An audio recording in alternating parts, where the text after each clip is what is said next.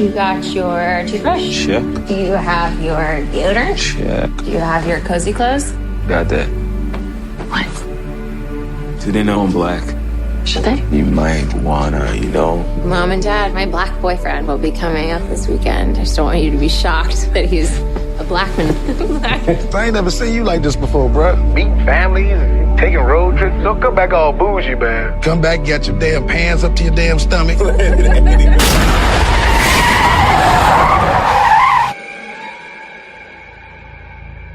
So you guys coming up from the city? Yeah, we're just heading up for the weekend. Can I see your license, please? He wasn't driving. I didn't ask who was driving. I asked to see his ID. Call me Dean and you're hungry, my man. So how long has this been going on, this thing? We hired Georgina and Walter to help care for my parents. When they died, I couldn't bear to let them go.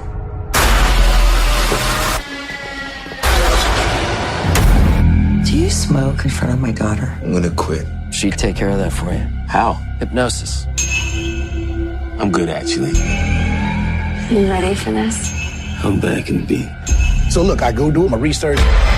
Apparently, a whole bunch of brothers been missing in this suburb. But it's cool. Bro, how you not scared of this, man? Good to see another brother around here. Chris was just telling me how he felt much more comfortable with my being here. Get out. Sorry, man. Get out! Yo! Rose, we gotta go. Is everything okay? Rose, the keys. Just get the keys. I don't know where they are. Rose! Sink into the floor. Wait. Sink. Mine is a terrible thing to waste. Terrible thing to waste.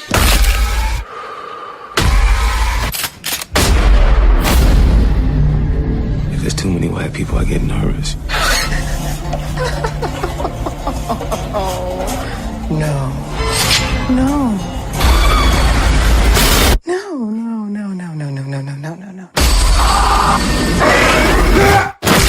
A mind is a terrible thing to waste.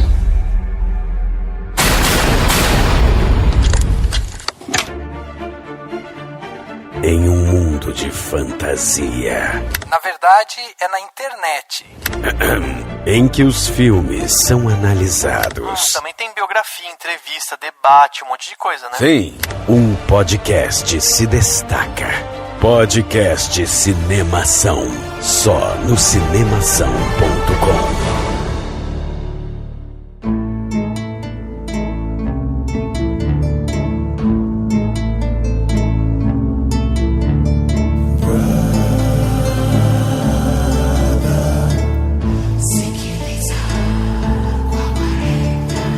Seja bem-vindo ao podcast Cinemação 228. Eu sou Rafael Arinelli e você está entrando em um poço profundo neste podcast.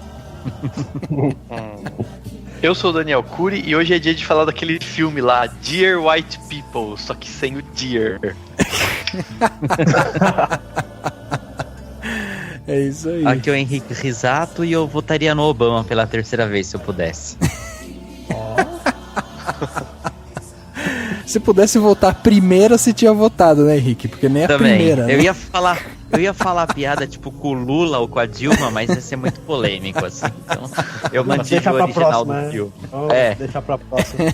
Eu sou Fernando Machado e o fato dos Estados Unidos terem elegido 2 vezes um presidente negro não faz a sociedade menos racista. Faz apenas ela se tornar menos cega. Olha aí, é verdade. É isso mesmo. Nossa. Muito bom, muito bom. Muito bem, estamos hoje aqui reunidos, né, para falar sobre um filme que foi aclamado pelo nosso público, aclamado aqui pelo Henrique também, que falou, nossa, a gente precisa gravar um podcast e tal. E aí a gente resolveu se curvar aqui e falar, não, vamos lá, vamos assistir Corra, o filme do Jordan Peele, e vir aqui bater esse papo justamente sobre o que fala esse filme, por que ele está sendo tão ovacionado, por que as pessoas estão falando tão bem dele, o que esse filme realmente tem aí que faz dele um filme que tem chamado tanta atenção do público, né? Para isso a gente trouxe aqui aqui o Fernando Machado, nosso querido patrão e também dono de um site de cinema, não é isso, Fernando? Opa, tamo aí. É o artcines.com.br. Pessoal que quer conhecer um pouquinho mais do meu trabalho, pode acessar tanto o artcines.com.br, como também tem um canal no YouTube,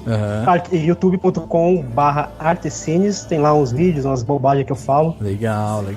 É isso aí, gente. O Fernando tá aqui, então. O texto do Fernando é tipo uma máquina de escrever, né? O cara tá toda hora lançando texto lá novo e tal. Então é muito bacana ter o Fernando aqui, porque realmente a gente precisava de uma pessoa assim, gabaritada e tal, pra bater um papo sobre esse filme que requer, né, um pensamento um pouco mais profundo do que aquilo que o filme simplesmente tá ali, né? O que tá mostrando na tela, a gente consegue se debruçar e desdobrar ele em mais coisas. Então é importante dizer que você que tá aqui, que tá ouvindo a gente e não viu ainda Corra, lembre-se que vamos dar spoilers, vamos falar aqui sobre o filme, sem barreira, sem medo, então provavelmente você vai tomar muito spoiler na cara. Então fique esperto, pula esse podcast, ou pelo menos vai direto pro plano detalhe e tal, onde você não vai ficar tomando spoiler, e aí depois você volta aqui e deixa seu comentário pra gente discutir um pouco mais sobre Corra. Então vamos bater esse papo logo depois do quadro Repercussão.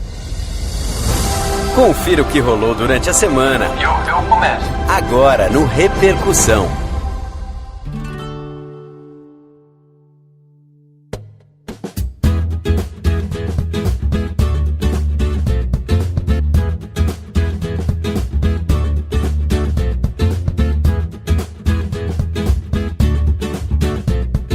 Dani, então hoje a gente vai falar sobre um filme que é para maratonistas, é isso? É um filme para maratonistas, para pessoas que praticam atividade física. É um filme focado nesse nicho, entendeu? É fitness, é um filme fitness. Você vê que as nossas promoções dos filmes aqui no Repercussão são sempre muito boas, né? Quando a gente vai falar de musical, a gente começa a cantar. Aí quando a gente vai falar de um filme que chama de Corra, a gente fala de maratona. É assim, é falta de criatividade gigante. Mas é o óbvio. O óbvio sempre dá certo. Mas se você que tá aí, né, e de repente quer mandar seu e-mail pra falar sobre o que você achou de Corra, né? Dá a sua opinião também, envie seu e-mail para contato@cinemação.com ou mande também seu comentário lá no Facebook, no Twitter, no Instagram, sempre procurando por Cinemação, sem o parênteses, sem o cedilha, sem o tio, sempre como Cinemacal. Aí você vai encontrar os nossos canais, assim como o nosso YouTube, no youtube.com/cinemação. Nós temos lá vídeos para você assistir, falando sobre curiosidades, cinema, muita coisa bacana tem lá. E você também pode escutar o nosso podcast do Cinemação na Rádio Inverso, radioinverso.com, é a rádio que toca os podcasts do Cinemação na íntegra, tá lá na programação, e você vai escutar os nossos episódios todas as sextas-feiras às 22 horas, com reprises aos domingos ao meio-dia. Além disso, você não quer entrar, não quer procurar as redes sociais, não quer saber da Rádio Inverso, não quer saber de nada, você simplesmente quer ler notícias sobre cinema, quer ler críticas sobre cinemas, quer ver mais coisas sobre cinema, vai então no cinemação.com, nosso portal, onde tem lá textos todos os dias que você pode curtir, compartilhar e comentar, conversar com todos os nossos mais de 15 autores que temos no site do Cinemação, e você pode ir lá e fazer parte, né, desse movimento acessando cinemação.com. E não deixe de entrar no iTunes, você que está escutando o nosso podcast nesse momento, vai lá no iTunes, dá a sua classificação pra gente de 0 a 5 estrelinhas, você classifica a gente e isso ajuda com que o Cinemação chegue a mais pessoas. Então é muito importante que você faça isso. O iTunes é hoje o maior expoente aí, né? O maior centro de podcasts. Por isso que é importante você entrar no iTunes e fazer esse trabalho de classificar a gente, porque só assim a gente vai chegar a mais ouvidos de outras pessoas. E se você quiser colaborar com a Cinemação de uma forma ainda melhor, você pode fazer isso por meio de financeiro, por meio de dinheirinhos. Você pode pagar Trumpzinhos, né? Ou golpinhos, ou Temerzinhos, que vão mudar de nome em breve. Provavelmente até daqui a pouco Trumpzinho não vai ser mais Trumpzinho, vai ser outra coisa. Ninguém sabe mais o que vai ser, que dinheiro que a gente usa. Mas se você quiser colaborar com esse dinheiro, você pode entrar no patreon.com/cinemação ou no apoia.se/cinemação, né? é o patreon.com ou o Apoia-se, né? São os dois portais, os dois lugares de financiamento, onde você vai escolher um valor mensal para colaborar com o Cinemação. E ao fazer isso, você vai colaborar muito mais para que a gente consiga crescer, consiga fazer outros podcasts, fazer outros projetos e continuar esse projeto que é muito importante e que demanda vários custos, né? Ele tem custo de SoundCloud, tem custo de servidor, tem vários custos que a gente tem que tentar manter o máximo possível e com a sua ajuda vai ser muito importante. E se você fizer isso, você vai fazer como o Diego Lima, o Alberto Marinho Camilo, o Fernando Machado, que tá aqui hoje com a gente, gravando o podcast, a Fernanda Siqueira, a Tamires Porto e o Thierry Zulski Penteado, que são os nossos patrões. Tem mais patrões, mas são esses nomes citados que colaboram com o mínimo de valor necessário para se ter o nome citado aqui no podcast, né? Então, entra lá no Patreon ou no Apoia-se, clica no banner que tem aqui no post do podcast e você vai ver os valores e vai poder escolher o que melhor se encaixa no seu bolso. Até porque o dinheiro que você dá é o retorno que você sente. E chegando aqui na parte onde as pessoas saíram dos seus armários para mandar seus comentários aqui pra gente no Cinemação, pra gente ler nesse momento tão especial aqui, quando a gente tem esse contato com os nossos ouvintes, recebemos aqui um e-mail da Bruna Leão, que mandou aí um e-mail fazendo um pedido, e ela escreveu o seguinte: Olá, podcasters do Cinemação. Vocês não têm ideia da gratidão que eu tenho por poder ouvir as críticas que vocês fazem. Minhas tarefas diárias e o trânsito não parecem tão ruins quando eu estou ouvindo vocês falarem sobre essa paixão que eu tenho, que é o cinema. Olha aí, hein, Dani? A gente alegrando a vida das pessoas. Alegrando o trânsito. O trânsito, que é algo que é muito difícil de ser alegre. Então agora, você que tá aí no trânsito pode olhar pra fora, olhar aquela pessoa que tá também no trânsito e ver, assim, como ela tá triste por ela não ouvir o podcast do Cinemação, né? Exatamente. E ela continua: eu amei os podcasts passados mais recentes sobre Guardiões da Galáxia, o qual eu assisti no cinema por muita insistência de um amigo, mas acabei com tanta decepção quanto a grande maioria da mesa. E gostei muito do episódio sobre streaming, porque cinema não é e nunca será, porque os preços só fazem subir, acessível para todos. E mais importante ainda, nem sempre a gente vai ter acesso a filmes underground que estão sendo disponibilizados pela Netflix e Amazon. Eu moro em Recife e temos vários festivais de cinema e ainda assim me pego encontrando pérolas na internet que jamais teriam chegado a mim sem ser por formas de streaming. O fato de quererem restringir festivais a filmes apenas que tiverem em salas não passa de puro elitismo, pois cinema não é um termo respectivo ao lugar físico onde se assistem a filmes, e sim um termo referente à arte. Olha aí, ela tá falando daquele podcast que a gente fez, onde a gente falou justamente sobre os streamings, né, Dani? Sobre aquela polêmica do artigo, né, que falava sobre a Netflix tá enterrando os filmes, né? Exatamente, exatamente. Esse podcast foi bem legal. Foi pra quem bem não legal, ouviu, ouça. Foi uma discussão que a gente teve muito bacana aí sobre um artigo que foi escrito, e aí falavam sobre a Netflix tá comprando, enterrando filmes e que isso era um absurdo e não sei o que. A gente resolveu colocar isso na mesa, discutimos, o tema foi muito bacana. E aí ela acaba, né, o último parágrafo dela é o seguinte: dito isso, ontem fui ao cinema e assisti Corra. Raramente filmes de terror e suspense têm surtido algum efeito em mim, porque assim como nos filmes de super-heróis, parece sempre mais do mesmo. Só que não esse. Espero que vocês assistam e, por favor, façam um podcast dedicado a essa quebra da mesmice do cinema ultimamente. Agradeço pelo ótimo podcast e abraços, Bru. Olha aí, a Bruna então mandou esse e-mail pra gente. E adivinha, Bruna, sobre o que será esse nosso próprio podcast que você está propriamente escutando nesse próprio celular, da sua própria pessoa, no seu próprio carro, no seu próprio trânsito. Será sobre Corra. O próprio Corra. É isso aí. É isso aí. Tá vendo como o pedido é importante? As pessoas pedem e a gente fala, tamo no caminho certo. Exatamente. É isso aí que a gente vai falar. Ó, estamos falando desse filme aí. Não tem nada melhor do que receber comentário de ouvinte em que ele fala assim sobre vários podcasts e de repente vem com algumas ideias, né? Inclusive quando a gente não faz o podcast que o ouvinte indica, muitas vezes a gente anota, deixa anotado, e quando a gente faz a nossa agenda anual aqui de podcast, a gente leva em consideração, coloca na agenda e tal. Sim. Então é muito legal ter recebido esse e-mail aí da Bru, que ela se auto-intitulou Bru, né, Dani? Então agora é só Bru. pra gente. É íntima, ouvinte íntima.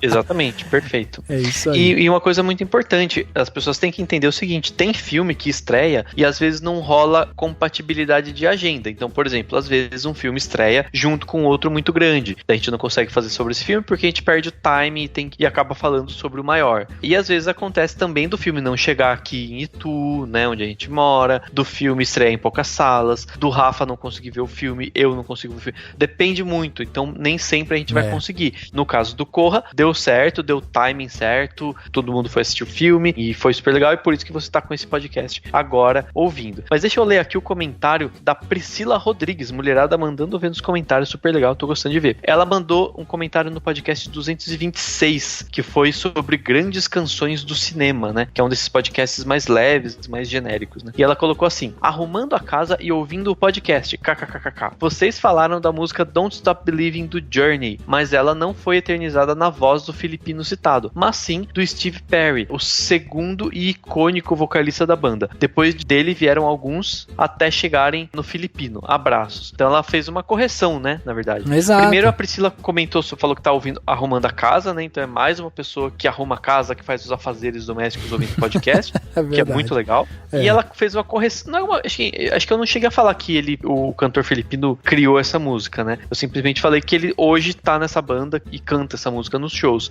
Mas o Don't Stop Believing realmente é a primeira gravação dessa música, que foi tocada no Rock of Ages, foi tocada lá no Glee, em vários outros momentos de filmes. A primeira versão dela é com a voz do Steve Perry, né? Que é um vocalista que diz que ele sumiu, né? Ele simplesmente parou de frequentar a banda. Os caras da banda falaram, pelo amor de Deus, vamos precisar de um novo vocalista, porque esse cara não atende nossas ligações. Foi meio isso que aconteceu. E aí eles contrataram um vocalista que é filipino e que tem uma voz muito parecida com a do Steve Perry. Mas enfim, é isso, assim. Foi bem legal a Priscila ter comentado isso, porque é uma música muito boa e que, querendo ou não, é uma das grandes canções do cinema, apesar de não ser uma canção original, né?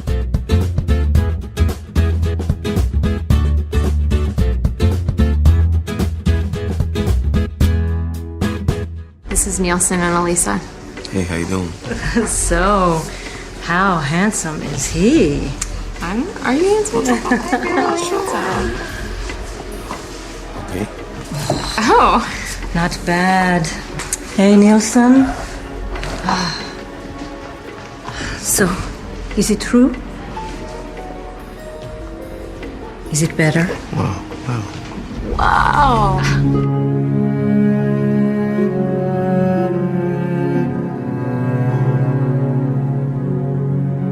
Chegava aos cinemas no dia 18 de maio de 2017 o primeiro filme do diretor Jordan Peele, esse cara que tinha aí muitos e muitos filmes, principalmente como ator e na área da comédia, né? E de repente o cara estreia no cinema como diretor com um suspense que tem todas as características de ser um suspense clássico, daquele que te deixa realmente na ponta da cadeira esperando para ver o que a próxima cena vai te entregar. Então é muito bacana a gente ver a estreia de um cara que migrou, né, de uma área para outra e que de repente tá aí fazendo essa estreia e se revelando um diretor com potencial, porque além de direção ele também escreveu o filme. E a gente tem algumas pessoas novas aí também, né, Dani? Tem algumas pessoas já um pouco mais conhecidas do público e tal, mas o filme tem aí grandes novidades, né, no seu elenco principalmente. Tem, cara, tem gente que vê o Daniel Kaluuya como uma novidade, mas cara, eu lembro de, modéstia à parte, reparar que ele era bom desde o Sicário, né, que ele tava no Sicário, e depois, acho que todo mundo não, mas muita gente viu ele num episódio do Black Mirror, né. Foi o segundo episódio da primeira temporada. Isso, ele... Até eu tava confuso, porque eu falei, putz, se ele fez o Black Mirror no começo, ele é britânico, tal, e realmente ele é britânico, mas na hora que eu vi o filme, eu falei, nossa, será que ele é americano? Fiquei confuso. E ele é um dos episódios mais legais de Black Mirror, cara, tipo, eu lembro que é um episódio que é meio tipo American Idol, e ele vira pra câmera, ele tem esses olhos trabalhão dele, esbugalhado, assim. Ele, tipo, ele manda muito bem, assim. Eu já curti o trabalho dele desde antes, assim. E ele é muito bom. No Sicário ele tá muito Mesmo a gente falando que ele tá em Sicário e que ele tá em Black Mirror, não dá pra dizer que ele é um ator, assim, nossa, super experiente e tal. Não, o grande papel da vida dele foi esse. A gente só tá pontuando onde ele apareceu, né? Sim, ele não é assim, nossa, quem é esse cara, não, é que eu falei que ele é uma novidade. Pra mim, ele é uma novidade. Sim. Ele tava em Sicário, mas mesmo assim, o destaque dele hoje é aqui, né? Não, e esse filme, se as pessoas forem minimamente justas, ele vai alavancar bem a carreira dele, porque eu acho que... E ele vai estar também, não sei se o personagem dele vai ser realmente parecer muito, mas ele vai estar também no Pantera Negra, né? Uhum. Mas enfim, o filme também, no elenco, ele tem a Alison Williams, que faz a namorada dele e que tá na série Girls. Tem a Catherine Keener, que é uma baita atriz, fez recentemente Capitão Phillips, Na Natureza Selvagem, ela fez o Virgem de 40 anos e tal. Tem o Bradley Whitford, que é muito famoso por ter feito todas as temporadas da série The West Wing, é uma série bem famosa, né, de um tempo atrás. Uhum. Aí tem o Caleb Landry Jones, que faz o irmão maluquinho lá da menina. Ele fez X-Men Primeira Classe, né, mas nenhum personagem, acho que... Ele era o Banshee. Banshee, isso. Que é aquele que grita e voa, mas tipo... Whatever. Ah, tá. Não, então, mas ele não ficou tão marcado, enfim, né? Aí a gente tem também o Marcus Henderson, que ele tava no Django Livre, e a Betty Gabriel, que acho que é uma das atrizes, que também é uma atriz que faz uma cena espetacular, que a gente pode discutir depois. Ela não fez grandes filmes, mas ela fez o The Purge, aquele 12 Horas para Sobreviver, que é aquele filme, foi a continuação daquele do... Não lembro agora dos mascarados que matam todo mundo, porque tem um dia que você pode matar todo mundo. Não vou lembrar desse filme aí. O Purge? Purge, É o Purge, Uma Noite de Crime. Só que ela fez a continuação. E ela manda muito bem nesse filme, né? Então acho que merece destaque, né? Além disso, se a gente citar aí, além do Jordan Peele, que é um diretor, assim, como diretor é o primeiro filme, mas ele fez muitas sketches e tem muita experiência. Desde essas sketches ele chamou atenção, né? Pela qualidade toda que ele deu, né? Pro trabalho dele. Então ele é um cara que realmente tem tudo pra fazer muitos outros grandes filmes. O filme tem a trilha sonora do Michael Abels, que é também está no primeiro filme dele, mas ele é um compositor especializado em orquestras, em grandes orquestras. A fotografia do filme é do Toby Oliver, que é um cara que fez a fotografia de filmes como Insidious 4 e Wolf Creek 2. E a montagem do filme, a edição do filme, é do Gregory Plotkin, que é um cara que está especializado em filmes de terror, né? Ele fez a montagem do Atividade Paranormal 2, do Atividade Paranormal 3 e do Atividade Paranormal Dimensão Fantasma. Então o cara tá sabendo montar filme tenso, né? E esse acho que foi o melhor filme que ele montou até agora. Fácil, né? Eu acho interessante a gente ressaltar, né, que quando a gente tá falando aqui do Jordan Peele, que é realmente né, que a gente vai falar bastante dele porque ele é o cara por trás do filme, ele escreveu o filme, ele dirigiu o filme e tal, e é interessante a gente ressaltar que ele é um diretor negro e ele é casado com uma comediante branca, e os pais dele também têm isso, né, ele tem um pai negro casado com a mãe que é branca, mas o que ele diz é que a inspiração para ele escrever o filme, ele viu, né, uma peça com Ed Murphy, aqueles stand-up comedies, né, que o Ed Murphy faz e tal, e nesse stand-up comedy o Ed Murphy contava justamente sobre toda a experiência que ele teve de ir conhecer os pais da namorada, que era caucasiana e tal, e como ele se sentia ali, né, se sentia olhado, se sentia vigiado, e sentia que às vezes as pessoas também ficavam incomodadas com ele, por ele estar ali e tal. Então assim, ele, depois que ele escutou isso, vivenciando, né, sua própria história, pensando na sua própria história, ele falou, pô, isso seria uma coisa interessante, né, pra se colocar num roteiro e tal, e aí ele foi beber justamente da fonte desse suspense clássico aí, e aí ele traz esse filme Corra, que em inglês tá como Get Out, né, que seria saia correndo, fora, né, sai fora. Sai daí, pelo amor de Deus. E aqui a gente tomou ele como Corra. E aí eu ia perguntar aqui pro Henrique, né, pra gente já emendar então aqui na sinopse. Henrique, o que esse filme traz? Qual que é a grande questão que envolve Corra? O filme, ele conta a história do Chris, que é um jovem negro, que tá prestes a conhecer a família da namorada dele, que é caucasiana, vulgarmente conhecido como branca, a Rose. Ele vai na casa dos sogros. No início, ele acha que o comportamento excessivamente carinhoso deles, dos sogros, é uma tentativa de se aproximar dele, mas com o passar do tempo ele vê que eles escondem um segredo muito mais sinistro. Exatamente. E é interessante o que você falou, Rafa, porque o filme ele é meio que vendido como terror, mas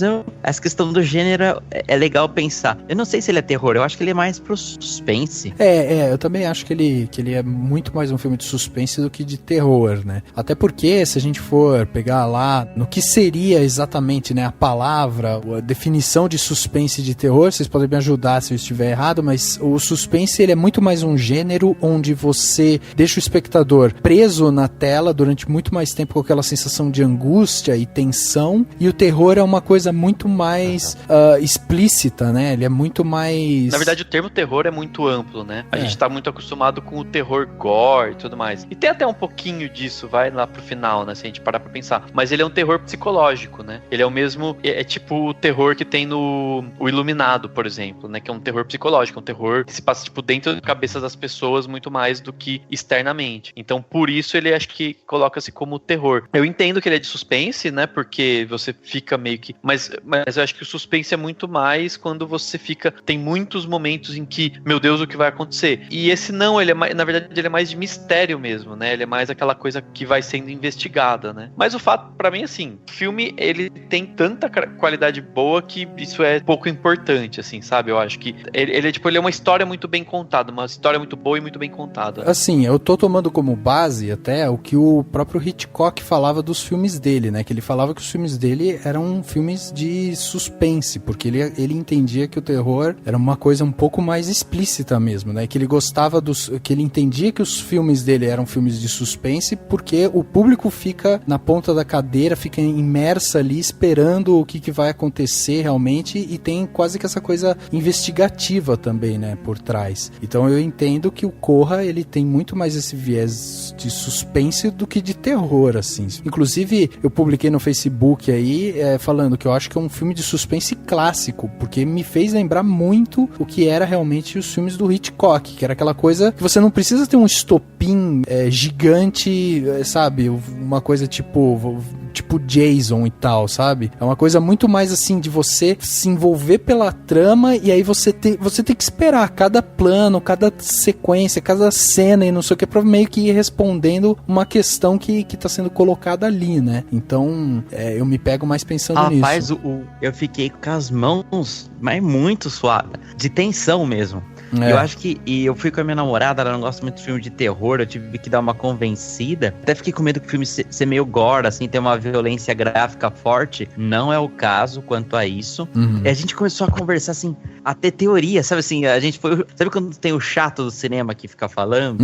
Dessa vez eu era o chato do cinema, porque o filme era tão interessante que, sabe assim, estimulou meu cérebro a pensar, assim, cara. Eu vivi aquilo junto. Achei um aspecto muito bom do filme, isso daí. Com certeza o Jordan Peele deve ter assistido bastante Hitchcock, porque o filme tem muito de Hitchcock, tem até aquele humor leve que o Hitchcock usa, que ele dá uma quebrada, assim, tipo, ele dá uma aliviada na cena, ele não chega a romper o clima, a tensão do filme, ele dá aquela aliviada pra depois vir aquela cacetada. O Hitchcock ele chama de thriller, né, que vem do verbo the thrill, que é sensação, e você fica naquela suspensão do que vai acontecer, e não só do que vai acontecer, porque às vezes o filme ele te mostra durante o filme o que vai acontecer, mas como vai acontecer e como que vai se resolver aquilo que está acontecendo. E esse filme ele tem essa qualidade, ele te mostra o que vai acontecer.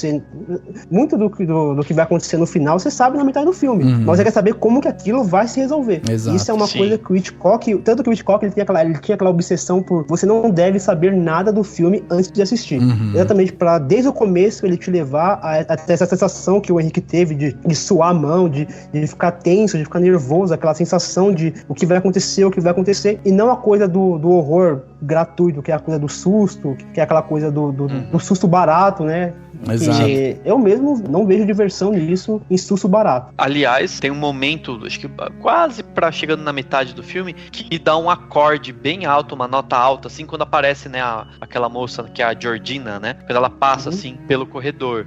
E aí, quando isso aconteceu, eu achei muito legal isso, porque assim, quando aconteceu, eu já fiquei na expectativa de que isso iria acontecer de novo. Falei, vai ter uns sustinhos assim, sabe? O que já seria diferente, porque não é aquele ban dos filmes típicos que tem saído ultimamente. E aí eu fiquei na expectativa de que viria depois, e não vem, então eu acho que é legal porque o filme também ele tem essas quebras, né? Assim, de certa forma ele provoca um pouco a pessoa que vai na expectativa de ter esses sustos. Então nesse momento ele dá aquela brincada. E um exemplo muito bom também que acontece é naquela cena do cara correndo, né? Que o Chris tá lá fora e vê o cara correndo muito rápido. E aquilo você toma um susto, mas como a edição do filme é muito cuidadosa, no sentido de que você vê e, sabe, tem oportunidade de ver de novo, eu acho que aquilo te assusta porque pelo que realmente está acontecendo e não pelo recurso, né, do corte rápido ou da música muito alta. Então isso é muito interessante, né? Ele te dá um susto. E até pela forma que ele corre, né? Não é pra te assustar. Que o cara tá correndo, tipo, daí ele passa, ele olha fixamente, né? E não é um susto, aquele susto que você fica assustado e pula da cadeira, aquele susto que você fala, caramba, o que está acontecendo nessa merda de casa? Cara, você fica no desespero, porque cara, eu fiquei tão incomodado nesse filme, mas eu fiquei tão incomodado que eu falei, meu, o que tá acontecendo aqui? Um cara correndo do nada, uma mulher que aparece na janela olhando pro vidro de forma estranha, as pessoas agindo de forma muito esquisita. Exatamente, porque o Jordan Peele, ele quer te passar uma sensação de estranheza, ele quer que você se sinta incomodado tal qual o Chris está incomodado naquela casa onde ele é avaliado o tempo inteiro, e a gente assistindo o filme, a gente fica tão incomodado quanto ele, a gente fala, cara, é aquele negócio, sai daí, cara, tá muito estranho isso daí, não é normal. Exato. Você fica desesperado querendo que ele saia daquele lugar, porque o filme ele te causa essa estranheza desde o primeiro olhar do casal pra ele, você fala, não, tá muito esquisito, tá muito estranho isso daí. E outro ponto que eu acho interessante é que ele vai te dando o que a gente fala às vezes muito, né, na parte do roteiro e tal, que são aquelas migalhas de pão enquanto a história vai sendo contada, né? Então eu vou dar um exemplo, até vou dar o crédito aqui, porque quem me passou essa informação, me fez perceber isso, foi o GG lá do Podcastinadores, né, que eu tava conversando com ele sobre o filme e tal, e aí ele até me atentou pra isso. Ele falou assim, você percebeu que quando o Chris tá lá na casa, tá fazendo aquele tour pela casa junto com o Dean, né, eles chegam numa hora que eles param na frente de uns quadros, e aí o Dean fala, esse daqui é meu pai, ele correu nas Olimpíadas de 36 em Berlim, e ele perdeu, né, pra aquele corredor negro e tal, que acabou calando, né, o Hitler e tal, e meu pai, ele nunca se recuperou dessa derrota, sempre foi uma coisa que ficou na cabeça dele e tal. E aí, de repente, quando você vê o jardineiro correndo, né, que é o Walter, correndo lá em direção a ele, e o Walter passa por ele, e no dia seguinte, quando o Chris faz aquele embate com o Walter fala, olha, você me desculpa por ontem, porque eu tava fazendo o meu treinamento. Quer dizer, ele tava treinando corrida, porque aquele ali era o pai do Dean que ele continuava obcecado pela corrida. Quer dizer, é a migalha do pão, né? São detalhes que o roteiro vai te entregando ao decorrer do filme, que daí você vai falando, nossa, olha só como ele conseguiu posicionar bem cada personagem, conseguiu construir de uma forma bem desenvolta, né, cada personagem, e isso faz com que a gente fique mais imerso. A própria Georgina, né, quando o Chris foca a câmera nela, ela tá no alto da casa e tal, ela tá na frente de uma penteadeira, arrumando o cabelo e tal, como uma senhora fazia, né? Então, também tem todas essas questões. E aí o filme também acaba se resguardando, porque tudo isso que é entregue não precisa ser verbalizado, ele não precisa falar, ele não precisa chegar lá e ficar falando, nossa, sabe, tem uma cena de flashback pra mostrar que o vô corria nas Olimpíadas e depois correu ali, entendeu? Então ele se mantém de uma maneira muito sóbria e ele entende que as migalhas que ele deu, o público vai encaixar o quebra-cabeça no final. O Jordan Peele, inclusive, falou que fez esse filme pensando que é para as pessoas verem duas vezes, ele falou. É um filme para você ver a primeira com os medos que você vai ter da primeira vez, e a segunda é para analisar esses detalhes, e ele falou que fez pensando nisso. Como o Clube da Luta. Sim. E assim, tem alguns elementos visuais que, assim, eu a primeira vez que eu vi, eu consegui observar, mas tenho certeza que se uma segunda vez eu vou observar mais, porque a direção de arte trabalha muito bem com, por exemplo, você para na mobília da casa, ela combina tudo muito bem. E ela tem alguns abajures e alguns castiçais, cara, que você olha pra aquilo, te lembra na hora templo religioso, e tem algumas bancadas assim que parece altar de sacrifício, que é o que o filme fala, né? O filme fala sobre isso. Então você vê aquilo, aquela luz meio amarelada, aquela luz marrom que vem de baixo, cara, lembra muito aqueles templos religiosos, altares de sacrifícios. O próprio cena onde o Chris aparece amarrado, aparece cabeça de animais empalhados, né? Acho que é um cervo, 2 cervos aparecem assim, como se fosse, como se ele tivesse sendo abatido tal qual aquele animal foi abatido. Então são detalhes assim que numa primeira vez você consegue ver, mas numa segunda, numa terceira você vai ver cada vez mais desses elementos que fazem com que o filme seja rico em detalhes, sem precisar ficar verbalizando. Você apenas vê aquilo e já entende o que está acontecendo. Inclusive, falando desse servo, né? Não necessariamente aquele que tá na coisa, né? Mas o que eles atropelam quando estão indo pra lá. Uma das migalhas também é o discurso lá do pai da moça, né? Do Dean Armitage, né? Que uma das migalhas que o Rafa falou é isso. Ele fala assim, não, quer saber? Tem tanto desses animais por aqui, desses servos, né? Que quando um morre, não sei o que. Então, é um discurso que, por mais bizarro que seja, também faz referência a pessoas extremamente racistas que pensam isso, né? Pode substituir o servo por negro, ou por judeu, ou por qualquer outra coisa, né? Exatamente, porque é isso, né? Tipo, eu pensei isso também. É um pensamento que muitas pessoas possuem, né? E o filme ele vai fazendo esse paralelo sempre entre o racismo institucional, velado, etc. Velado, que na verdade não é velado e tal. E toda a questão de terror, né? Que óbvio que tem racismo lá, mas também tem a questão da ciência que eles explicam na segunda metade do filme, né? Do porquê que eles fazem aquilo que eles fazem, aquela maluquice que eles fazem, né?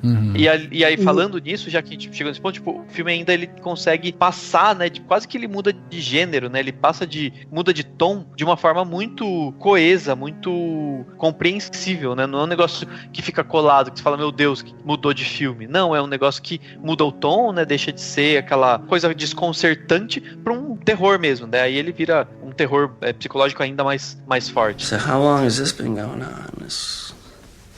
This thing. How long?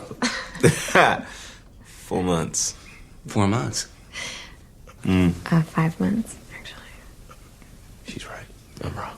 Attaboy. Better get used to saying that. Please, I'm so sorry. Oh, yeah, I'm sorry. She's right. I'm wrong. See? Do you have an off button? This is exhausting. I know, and I want to give you a tour. Can you unpack first? You want to unpack? Before the tour?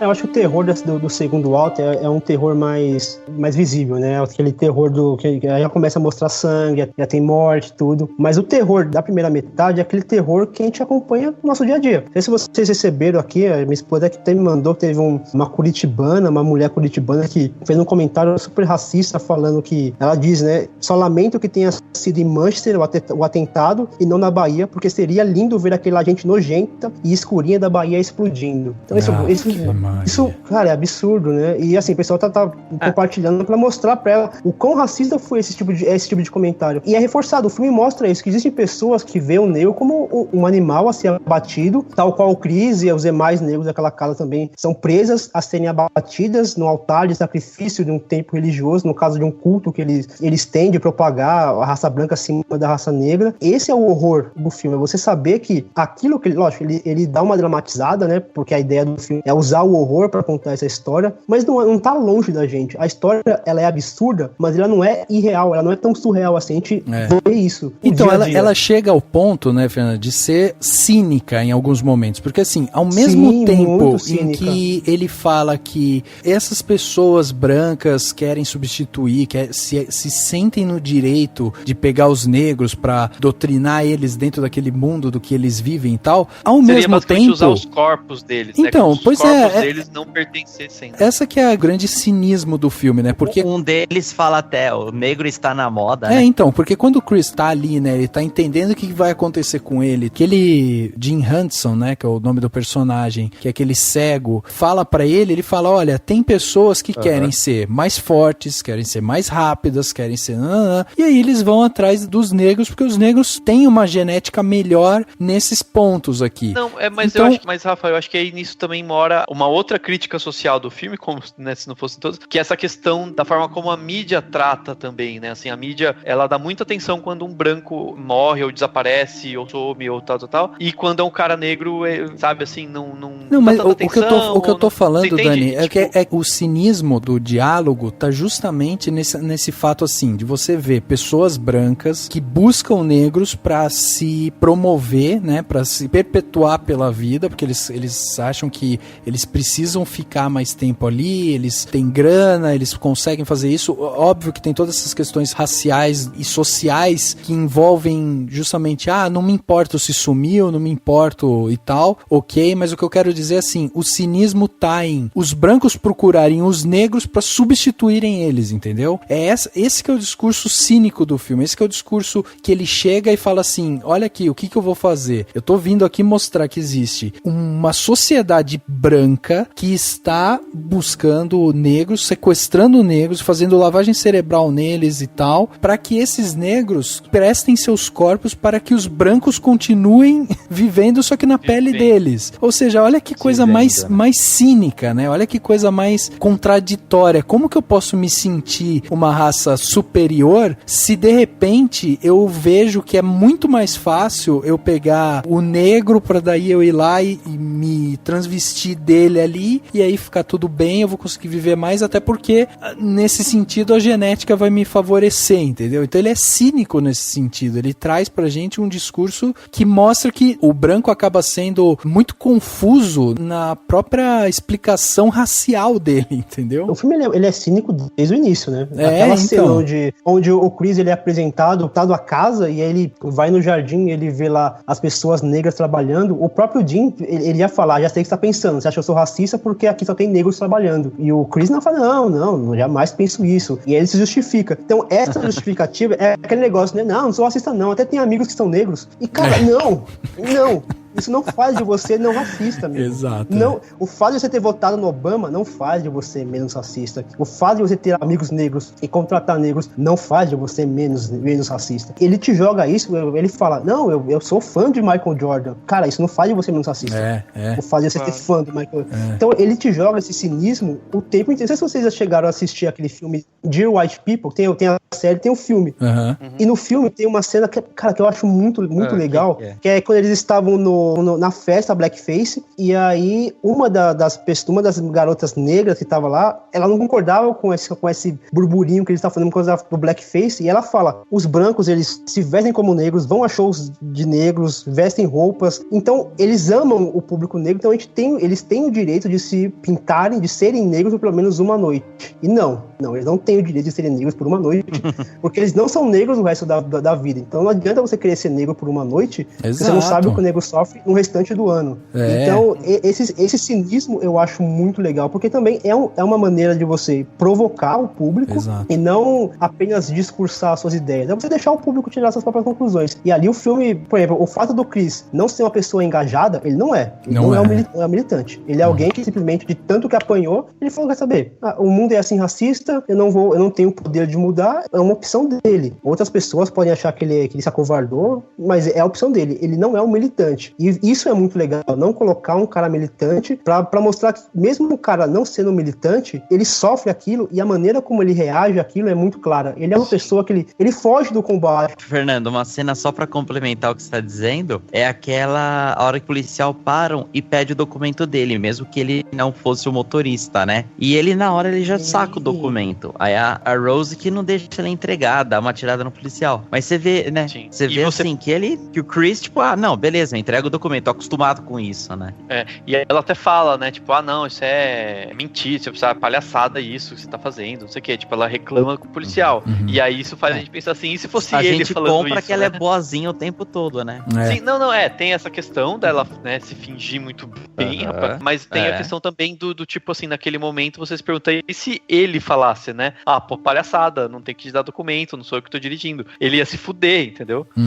Ele ia ser preso. Ele ia ser preso e tal, ia se comprar briga.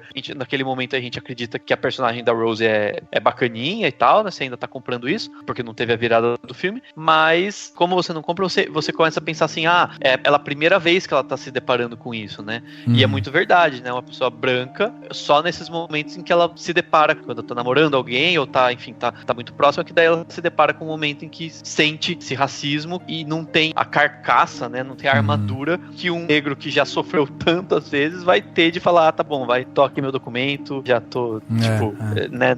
Enfim, esse posicionamento que o Chris tem no começo, né? Tem uma coisa que eu acho interessante da gente observar aqui, que é justamente assim, o filme, ele tem dois personagens, que são os personagens que nos conduzem trama dentro, né? Que é justamente o Chris e a Rose. A Rose, como o filme começa e você tem todo ali um viés romântico entre os dois e tal, a máscara dela começa a cair justamente quando eles entram na casa dos pais. Aí você tem ótimas atuações da Alison Williams, a gente tem ótima atuação do Daniel Kaluuya, e aí a gente tem ali atuações que a gente pode dizer que são regulares, né? Tanto da Catherine Keener, do Brad Whitford, do próprio irmão, né, da Rose, que seria o Jeremy. Eu acho que são atuações ok, assim, são atuações... eu não achei, eu achei todas muito boas, assim. Mas assim, então, eles não prejudicam o filme, não acho que eles sejam, sabe, não é uma coisa que destoa, não é uma coisa assim maravilhosa, fantástica, mas eles não prejudicam o filme, então eles fazem o trabalho deles, ok. Agora, o que a Rose e o Chris são dentro do filme exigem muito mais dos atores. Aquela cena da Rose atendendo o telefone é uma aula de interpretação que você tem ali, porque você tem a Alison Williams sentada numa cadeira fazendo simplesmente uma interpretação vocal da personagem dela. Ela tá sendo falsa, tá sendo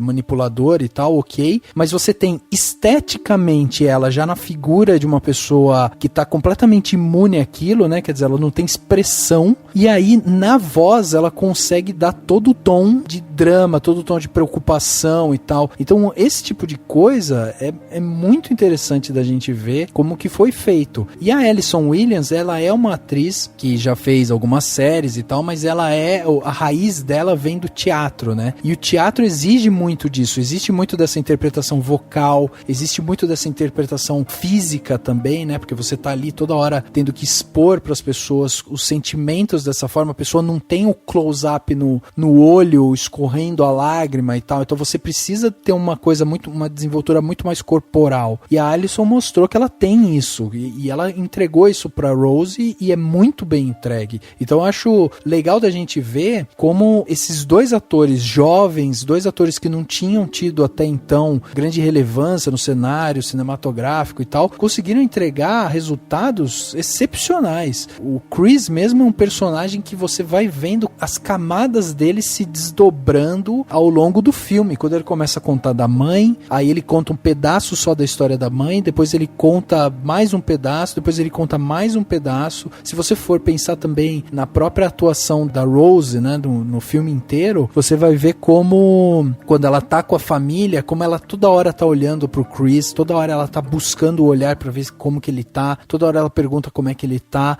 todas as vezes que ele pergunta ou que ele dá uma olhada pra ela, sabe, ela meio que faz, é assim mesmo, e não sei o que. Então, você percebe que são sutilezas feitas na atuação que fazem desses dois jovens atores, assim, a cereja do bolo no filme. Eu acho que não são os dois também, né? Por exemplo, tirando o Caleb, que eu achei o personagem ruim, o irmão lá da Rose, eu não gostei do personagem, tampouco do ator. Mas fora ele, todos os outros atores, eles têm uma profundidade de olhar. Por exemplo, o Daniel Kaluuya, o Chris, cara, tem uma cena que todo mundo tá convertendo, todos os brancos, né, tá em volta dele, ele tava num olhar de desespero, mas não é aquele desespero de gritar, mas ele tinha um olhar de desespero, de sair daquela situação logo, tipo, por favor, me tirem daqui, porque... Ou então, a cena onde a Georgina, ela pega o telefone do Chris e ela devolve e ela começa a se explicar pra ele. Você vê no olhar que ela tá implorando ajuda. Ela não consegue, porque ela tá lobotomizada, mas ela tenta pedir ajuda com o olhar. E, cara, ali você percebe a atuação da atriz no olhar. E poucos atores e atrizes conseguem essa interpretação profunda no olhar. Ou a Missy também, a Catherine Keener, que ela, quando ela tá fazendo aquela sessão de hipnose com o Chris, ela olhava profundamente no olho dele, como que querendo tomar posse dele.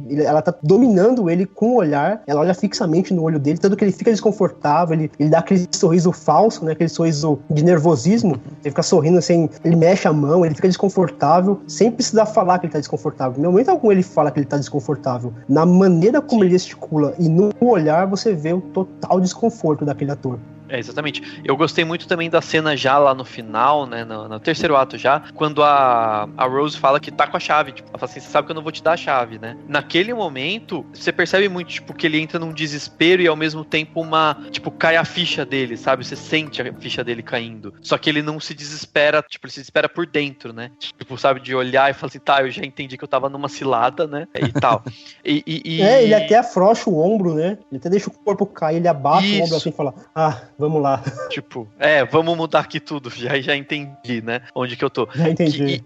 Tem o amigo também dele, que é o... Como que é o nome do cara? No filme é o Rod Williams. Isso, o personagem, né? O Rod Williams. Que ele, também tá muito bem, porque ele funciona como uma quebra, né? No sentido de, ele é o elo com o mundo externo, ele é o alívio cômico do filme, que é importante também, dar uma quebrada e mantém até o diretor como um cara que sabe fazer comédia, porque tem esses pontos de comédia, mas não fica descolado, fica super dentro, e ele ainda é um elo importante pra, né, dar continuidade, né? Sim. Na trama e tal, ele é super importante. E tipo, é muito interessante como que ele faz... que funciona, né? Então, exatamente, o alívio cômico funciona por quê? Porque ele sabe fazer o humor sem perder a preocupação, sem perder o sentimento de que eles são amigos, de que ele tá preocupado, de que ele tem que sair de lá e tal. Então ele consegue fazer isso na medida certa, né? Um cara um pouco mais engraçadalhão, assim, ia destoar, ia ficar exagerado, entendeu? E um pouco mais sério não ia fazer a gente rir, né? Então, você compra a personalidade dele, né? Você olha aquilo e fala assim, bom, ele é engraçado não sei o quê, porque ele é um cara engraçado, não é que ele é um cara, tipo, tá forçando a graça pra te fazer, sabe,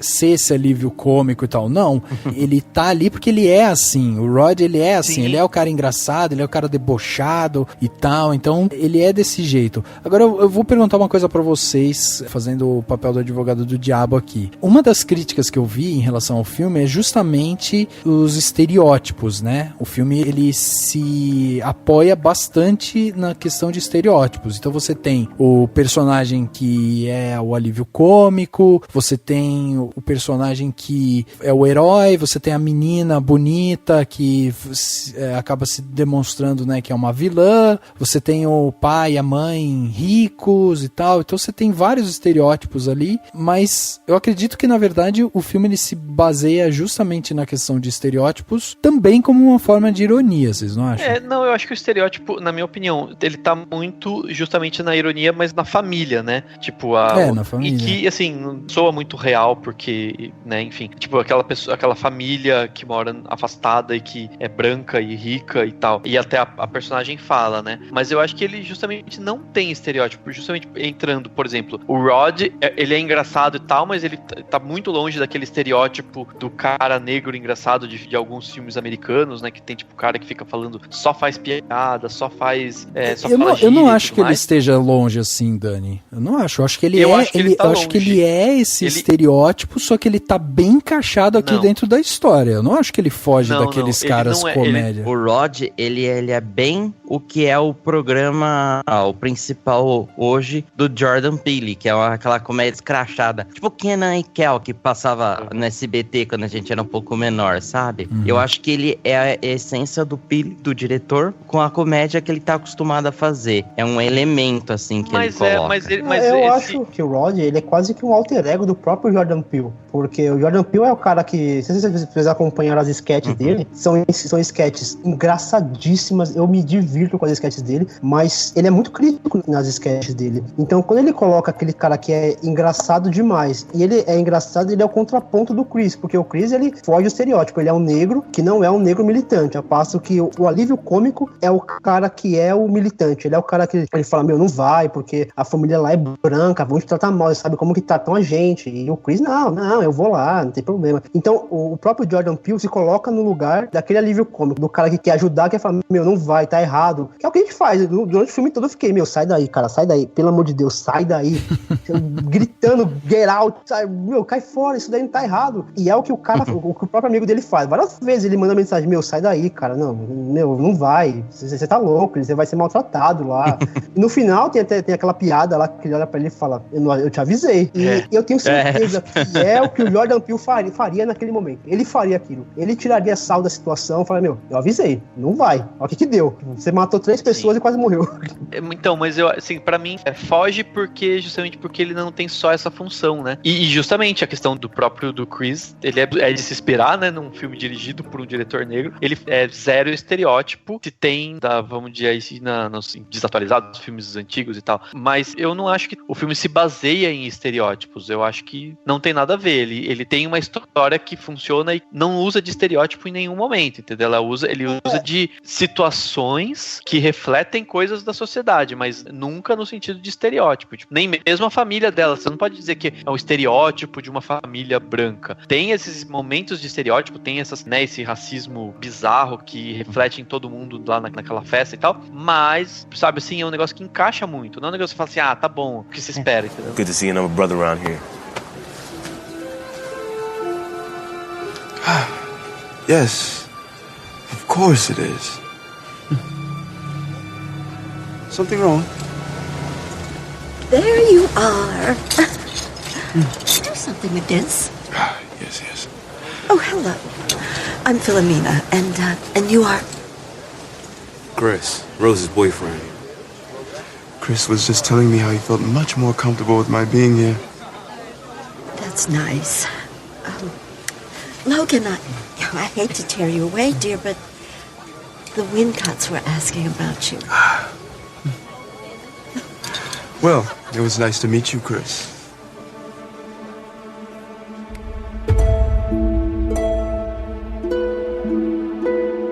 Da família, quem eu achei o mais ameaçador não foi nenhum dos homens. Não foi nem o pai, nem o irmão. O tempo todo eu achei a Missy a mais ameaçadora. Sim. Por quê? Porque ela faz aquele controle mental. E outra, ela põe o Chris numa posição ruim. Que ele saiu pra fumar. Aí ele volta, ela tá sentada do tipo, putz, fui pego. Ela fala, senta aqui, faz companhia. Ia ser muito falta de educação se ele, não, vou subir. Então ela prende ele, entendeu? Numa arapuca tão forte que depois a parte que ela hipnotiza ele, beleza, já começa um pouco mais na fantasia. Mas só disso, só essa situação que acontece, eu já me senti, putz, que bosta, a mãe da menina pegou ele no flagra, tipo, indo fumar, entendeu? E depois, lógico, o negócio do chá, do barulhinho, né? Como o som do filme, né? Aquele tem. Você já sabe assim, quando acontece isso vai dar merda. Não, e esse negócio do casal, ser um casal branco, rico, pra história, tinha que ser. Não tinha como ser diferente. Claro. Ia colocar o quê? Um casal negro? Não faria sentido. Não. Ou um casal branco mais pobre? Também não faria sentido. Acho que pra contar essa história absurda, tinha que se usar uma família branca, uma família rica. Não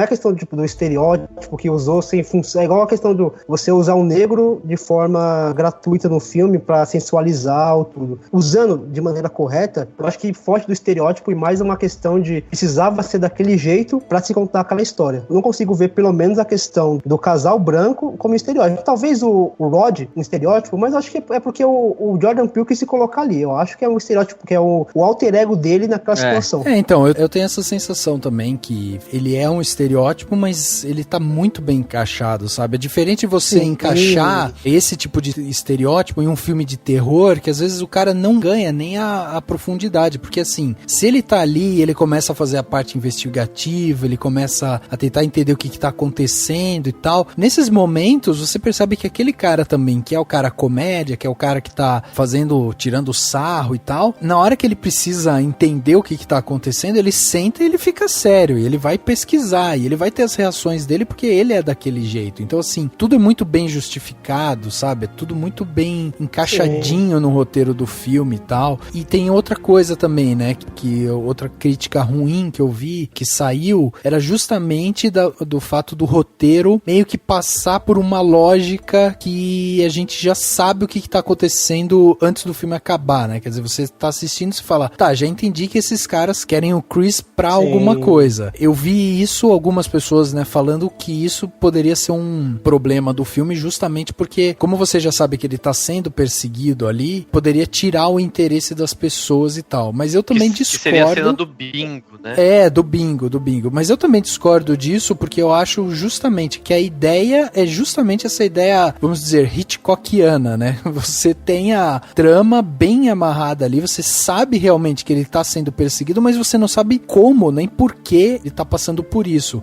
Porque até, sei lá, 2/3 do filme, a sensação que você tem é que eles realmente fazem uma lobotomia nos negros e fazem deles quase que como escravos. Depois que você vai entender que é feito quase que um transplante ali, né? Que a pessoa passa de um corpo pro outro, de uma certa forma. O que é muito Black Mirror, né?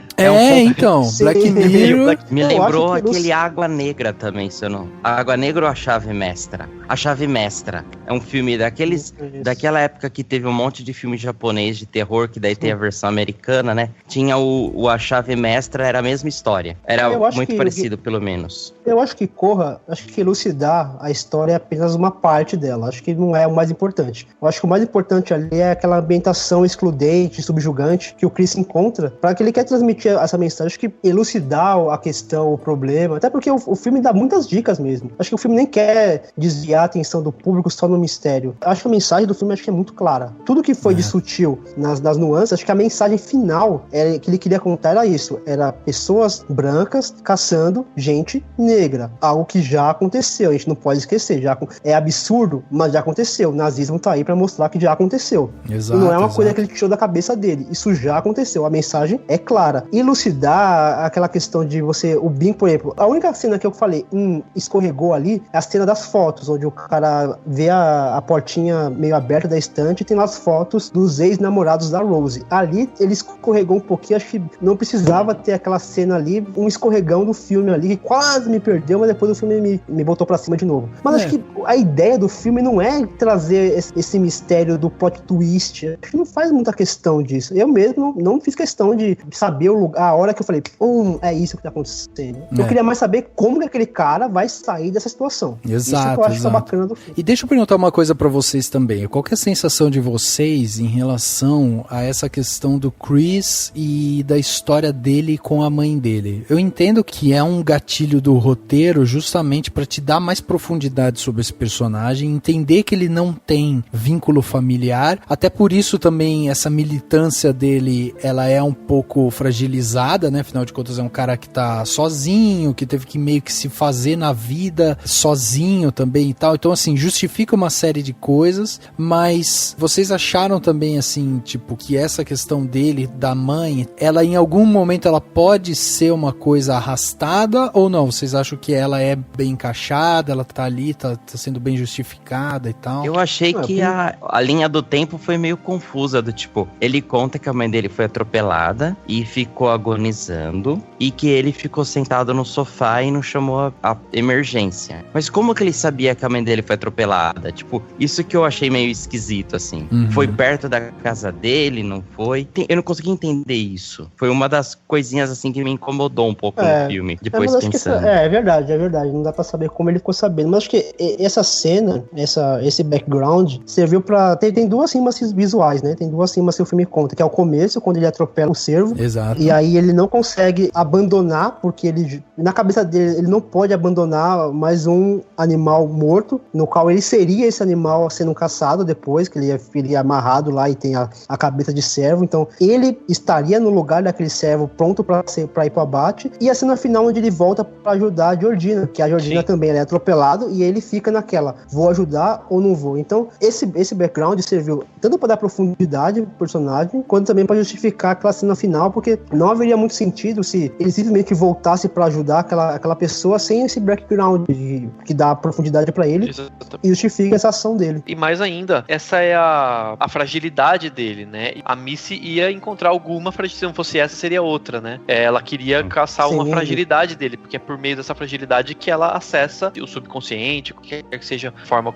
né, o nome que a gente vai dar pra isso, mas ela consegue fazer isso por meio dessa fragilidade, né? Que é maior fragilidade pra uma pessoa do que ter passado por uma experiência dessa, né? De, tipo, ver a mãe morrer, etc. Então faz muito sentido, a ponto de você realmente saber como que ela consegue controlar a mente, né, das pessoas. E a culpa que ele carrega por isso, né? Ele carrega uma culpa muito grande. Uma culpa de que ele não ajudou a mãe dele, e se ele tivesse ajudado, talvez ela estivesse viva. E por conta disso, ele acabou crescendo sozinho. Então a gente fica interessado por esse background dele. E o fato dela usar isso pra entrar na cabeça dele também funciona muito bem. Sim, e faz muito sentido com as fotos que aparecem no começo do filme, né? Porque ele é fotógrafo. No começo do filme, as primeiras cenas com a apresentação, uma coisa, inclusive é bem lenta. O início do filme é bem lento, tipo, diferente de muitos filmes recentes que tendem a começar de uma vez com uma certa pressa. Essas fotos que ele tira são fotos carregadas, são fotos, né, assim, com uma carga dramática pesada. Então é bem interessante, que faz todo sentido que ele faça isso, né? Que o trabalho dele seja... Ele acaba ficando uma pessoa meio amortecida, né? Ele tá meio amortecido, como se ele tivesse apanhado tanto da vida, que ele quer apenas viver o canto dele, fugir dos problemas, ele não quer encarar aquilo, porque ele já apanhou tanto na vida, é que não conta, mas provavelmente ele deve ter sofrido muito quando criança, uma criança pobre, órfã e negro. Ele deve ter sofrido muito, o filme não mostra isso, mas a gente imagina que tenha sido assim. Isso cria uma casca nele que ele não quer se expor, ele prefere ficar nesse casulo dele protegido a militar e debater e encarar de frente e debater com os assuntos racistas que é discutido ali dentro daquela casa ali bizarra. Isso é muito visto no discurso dele, né? Inclusive no discurso dele com a Rose, que é ali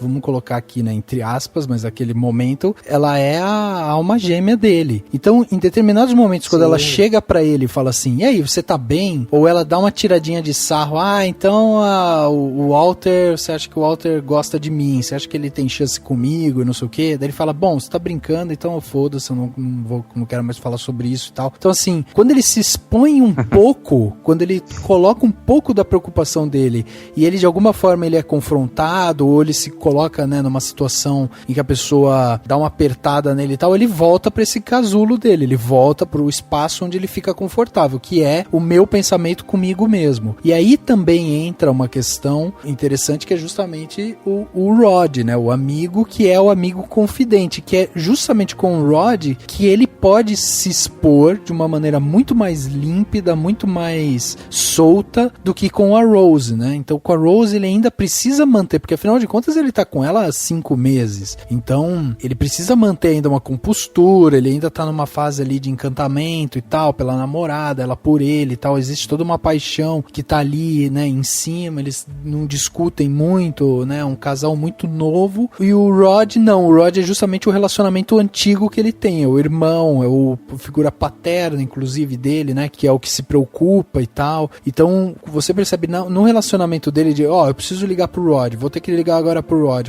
tô na casa da minha namorada, mas vou mandar uma mensagem pro Rod e tal. O Rod é meio que essa escapatória dele, por isso também o lado cômico do Rod acaba funcionando bem, porque além dele ser essa figura familiar do Chris, ele também funciona como uma válvula de escape pra ele, né, onde você vê o Chris um pouco mais relaxado, onde você vê o Chris um pouco mais solto, sendo um pouco mais ele, né, então tudo isso ajuda com que a gente se conecte mais e mais com o personagem. E uma coisa interessante que é quando o Fernando tava falando sobre, né, que ele deve ter sofrido, sobre todas essas questões dele que se a gente para pra analisar, elas estão lá, tem esses elementos todos e, né, e mostram de alguma forma, aliado ainda, digamos assim, a facilitação da presença do amigo dele, que tá sempre falando, não, mano, eles estão usando de escravo sexual, eles não sei o que, tipo, né, que no começo parece absurdo e tal, e ainda é engraçado, mas aliando todos esses elementos, isso tudo faz com que aquele momento lá no final, quando ele soca a cabeça do irmão, né, do Caleb, quando ele mata o cara com a cabeça do servo, inclusive, né, tipo, ainda tem a metáfora, né, tipo, o servo que seria o animal caçado que tá revidando, né, que tá matando ele sai de caça pra virar caçador, né, Dani? Isso,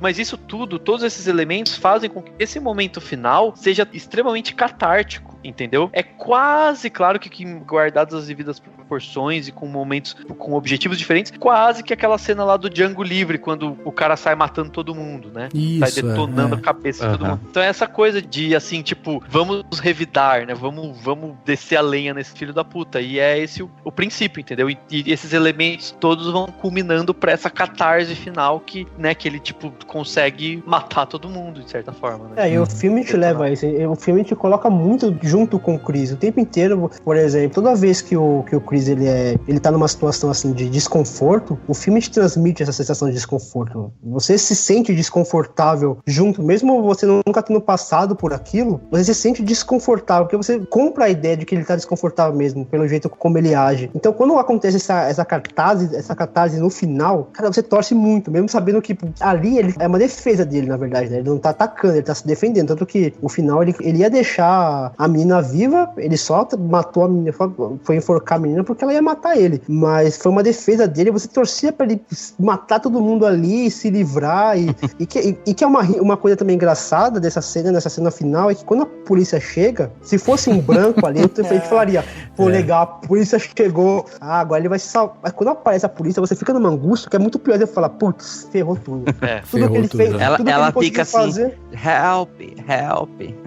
Exato. Cara, Né, ela já começa a pedir ajuda pro policial já ver ela, né? Então, né, nessa hora é a hora que ela realmente se apoia em todo o preconceito social que tá ali, né? Quer dizer, essa é uma síntese mesmo do que é, né? Porque ela, a assassina, que fez tudo o que fez, que você já tem agora toda a bagagem de toda a história que você viu, no momento que ela tá no chão, chega o carro da polícia e ela grita help, e você, como espectador, acha que o Chris que se deu mal nesse momento, quando a polícia chega, é uma síntese do que é a sociedade. Ele expõe de uma forma muito poética como a gente ainda vê esse preconceito, como a gente ainda tá vivenciando esse preconceito, e a personagem, ela acaba mostrando justamente a síntese do que é esse preconceito, do que é o racismo, porque aquele momento ela diz tudo. Ela pega e fala, agora nesse momento eu vou foder a sua vida, porque se for um policial branco, você vai ser o assassino. Ou o cara vai levantar e vai te dar um tiro agora, porque ele tá vendo que matou uma menina branca, bonita e não sei o que tá aqui no chão, ou você vai preso. Então assim, de algum jeito eu vou foder sua vida. Quando a gente vê que é o Rod, dá um ufa, sabe? Dá aquele ali. E é mais uma vez do que você falou, Rafa, do sarcasmo, né? Porque vamos combinar que é muito sarcasmo você ver a polícia chegando e falou, putz, ferrou tudo. Exato. Não deveria ser assim, né? Exato. Ser. O policial tinha que ser o herói. E aí o sarcasmo faz com que o policial ali te passa a sensação de que, putz, foi tudo pro buraco. Lascou. Ele agora foi de vez, o que vai ser preso. Tanto que, não sei se você sabe, mas teve um final alternativo pra esse filme, que ele foi mudado. Graças a Deus foi mudado. Que no final alternativo, a polícia era a polícia realmente e prendia o Chris. E na prisão, o Rod ia falar com o Chris, ia conversar com ele. Eu tenho as ligações, a gente vai conseguir ligar os casos, você precisa me dar o nome das pessoas. E o Chris fala, eu não sei qual é o nome das pessoas, vamos deixar isso pra lá. Esquece a história. Ele vai e entra pra cadeia, como se ele tivesse sido lobotomizado também, como se ele já estivesse sobre o efeito da hipnose. Que é um final deprimente, triste pra caramba. Isso. E que não tem esse sarcasmo, essa ironia não que tem, o final que foi pro cinema tem. Ainda bem que eles não usaram esse final. I didn't want to tell you. What? I got hypnotized last night. Nigga, get the fuck out of here.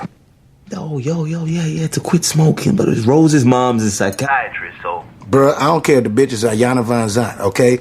She can't fix my motherfucking life. You ain't getting in my head. I know, she caught me off guard, right?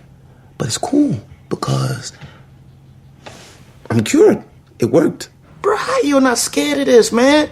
Look, they could have made you do all types of stupid shit. They have you fucking barking like a dog, Flying around like you're a fucking pigeon. looking ridiculous, okay? Or, I don't know if you know this, white people love making people sex slaves and shit. Yeah, I'm pretty sure they're not a kinky sex family, dog. Sabe o que eu acho que vem a genialidade do diretor aqui? É justamente dele pegar qualquer espectador, seja homem, seja mulher, seja criança, seja adolescente, seja branco, seja preto, o que quer que seja, a pessoa que tá ali assistindo, ela se coloca no lugar do Chris, entendeu? Desde o começo, desde o momento que ele tá ali vivenciando aquela experiência de conhecer a família da namorada. Quem nunca vivenciou isso? Não importa quem seja. seja, você sempre vai ter que passar por isso em algum momento. Você vai conhecer um núcleo familiar totalmente diferente. Então, só nesse enredo básico, se você for pegar lá, a sinopse mínima do filme namorado negro vai visitar a família da namorada branca e se vê, sabe, em meio a uma trama, sabe, é isso. E quem não se identifica com uma, tipo, com uma sinopse do Adam dessa? Sandler, né? Pois é, exato. E aí, assim, isso que eu acho que é o mais genial, você pegar e ir construindo isso ao decorrer da narrativa e você ir mostrando que, tipo, toda aquela sensação que ele tá desconfortável, as perguntas que são feitas pra ele, sabe? Tipo, de chegar e falar, olha, o meu golfista favorito é o Tiger Woods, viu? Tipo, só tô falando porque... Aí você fala, cara, que coisa mais sem noção da pessoa falar. Então vai te dando uma vergonha alheia, sabe? E aí não importa se você é homem, mulher, não sei o que, não importa. Porque quando você tá ali assistindo o filme, você tá no lugar do Chris e você sente o peso do racismo, você sente o peso da segregação, você sente o peso do afastamento, de você se sentir fora e desconectado da sociedade, não sei o que. Você sente um monte de coisa simplesmente com o fato de expor de uma forma tão clara essa situação e não ficar entregando tudo, fazer de um jeito que você vai sentindo junto com o personagem, né? Então eu acho isso genial. É assim, tem uma coisa que a minha esposa, ela é negra, né? E, apesar de eu não ser negro, meu pai é branco, minha mãe é negra, minha esposa, ela é negra, e quando a gente vai, por exemplo, quando a gente vai em algum restaurante, eu sempre falo com ela, vamos fazer o teste do pescoço. Levanta o pescoço e vê quantos negros estão servindo e quantos negros estão sendo servidos. E é assustador. Quando eu tô num lugar, nós somos o único casal negro sendo servido. O restante dos negros estão servindo. Algo que o Chris vivenciou lá, e a forma como ele reage àquilo, ele fica desconfortável, ele transmite esse desconforto pro público. Muitos desses talvez nunca tenham passado por uma situação dessa. Nunca tenha passado por uma situação onde você é o único negro no lugar e a única pessoa negra que tá lá junto com você tá te servindo. E isso é uma situação de um desconforto tão grande, mas um desconforto tão grande que ele consegue transmitir essa sensação pro público que nunca passou por isso. Só por isso eu já acho o filme genial. Exato. Só por fazer você sentir isso. Exato. É espetacular. É muito bom quando o filme consegue fazer isso. Além de ele entreter, porque eu me diverti muito com o filme. Não me diverti de sair rindo. Me diverti eu fiquei tenso, eu ri, eu torci. No final do filme eu vibrei. Mesmo eu tenho alguns problemas com o filme não é perfeito, mas, cara, o filme, ele conseguiu entregar tudo isso e ainda passar uma mensagem tão bacana, tão real e tão relevante que qualquer problema mínimo que tenha, eu meio que subtraí. Eu falei, quer saber, eu vou ignorar isso, vou me pegar nas qualidades que são muitas no filme, e por isso que é um tipo de filme que ele gera muita discussão por conta não só do tema, mas como ele aborda o tema. Exato. Eu acho isso muito sensível, cara. É sensível e profundo. E se você quiser ir no filme só pra você ver um suspense legal e você simplesmente ir lá e falar, porra, quero ficar um filme que vai me prender a atenção. Pronto, é isso. Você não precisa mergulhar,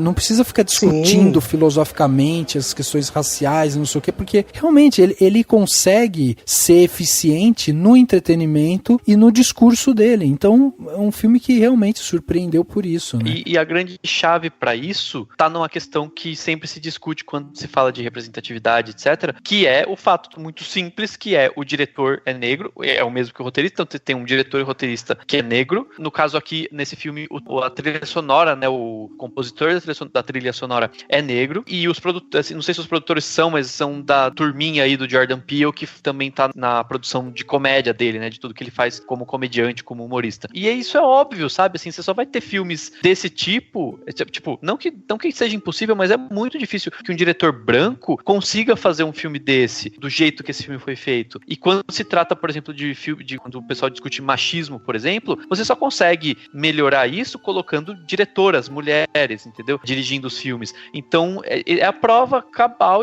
do quanto é ruim você ter, não só em Hollywood, mas em vários outros mercados de cinema, pessoas, um bando de homem branco, rico, geralmente, dirigindo todos os filmes, né? Essa diversidade só é proporcionada, de fato, quando você tem diretores negros, produtores negros, mulheres dirigindo, sabe assim, imigrantes de outras etnias que sejam. Isso você só consegue realmente frente, dando oportunidade. Questão da oportunidade e tendo essas pessoas por trás. Não é só uma questão de colocar um ator negro pra fazer o filme X ou Y. Um diretor branco não conseguiria passar essa sensação que a gente só teve, o Chris sente lá no filme que a gente sente, entendeu? Tipo, só existe desse jeito, né? Tipo, ele passa o que ele sentiu na pele, né? Então, passa o que sentiu na pele. Mas se a gente for pensar, inclusive na questão criativa, a questão básica de criatividade, quando a gente emerge nisso, né, a gente vai pensar em como a gente pode ser mais criativo e tal, a criatividade ela só surge da divergência, só dessa forma.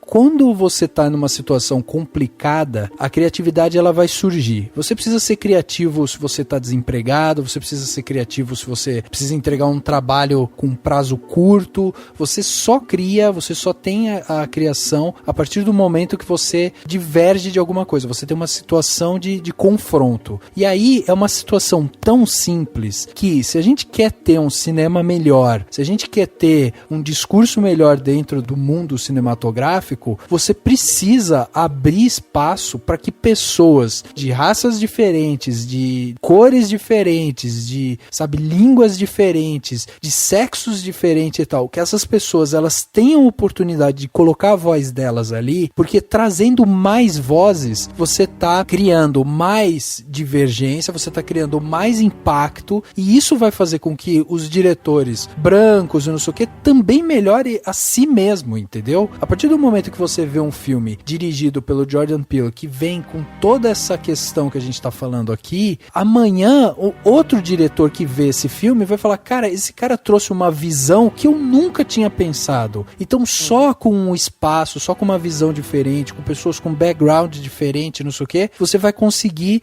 estender a barra de criatividade em qualquer ponto que seja, entendeu? Então é sensacional a gente ver que além de você ter um casting, além de você ter toda a parte, de produção e tal, né, todas as pessoas que estão envolvidas serem negros, o diretor ser negro, não sei o que e tal, é você ver uma obra muito bem entregue, muito fechada, muito bem amarrada e tal, sabe? Isso que é o mais sensacional, porque isso vai fazer com que as outras pessoas corram atrás para tentar melhorar a si mesmas, seja na questão social, seja na questão ética, entendeu? O filme ele é produtivo não só como uma mensagem social para quem tá ali sentado assistindo, ele também é uma mensagem criativa para quem tá produzindo o filme, entendeu? É igual aconteceu com o Moonlight. Moonlight, ele ganhou com méritos, que fique bem claro, não foi só uma mensagem política, ele ganhou com méritos, mas passa uma mensagem, não é a mensagem de que, então um filme de negros dirigido e produzido por negros mostra que a indústria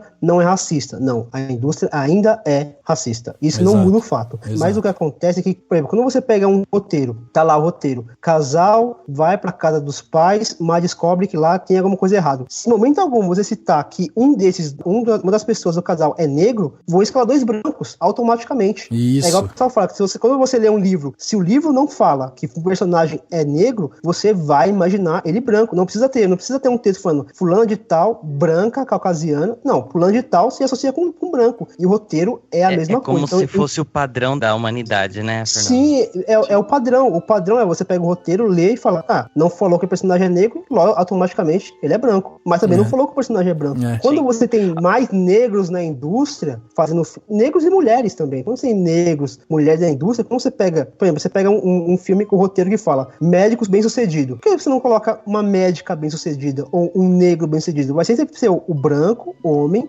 bem-sucedido. Então, quanto mais negros na indústria fazendo filme, dirigindo, produzindo, escrevendo, mais mulheres dirigindo, produzindo e escrevendo, isso que é uma exceção, que são filmes dirigidos e produzidos por negros, filmes dirigidos e produzidos por mulheres, hoje é uma exceção. Ela não deveria ser exceção, ela deveria ser padrão. Então, quanto mais a gente fomentar esse tipo de filme bem feito, claro, não adianta fomentar qualquer filme do Ed Murphy, por exemplo, só porque ele é negro, não. Filme bem feito. Tem que exaltar mesmo e tem que lembrar filme dirigido e escrito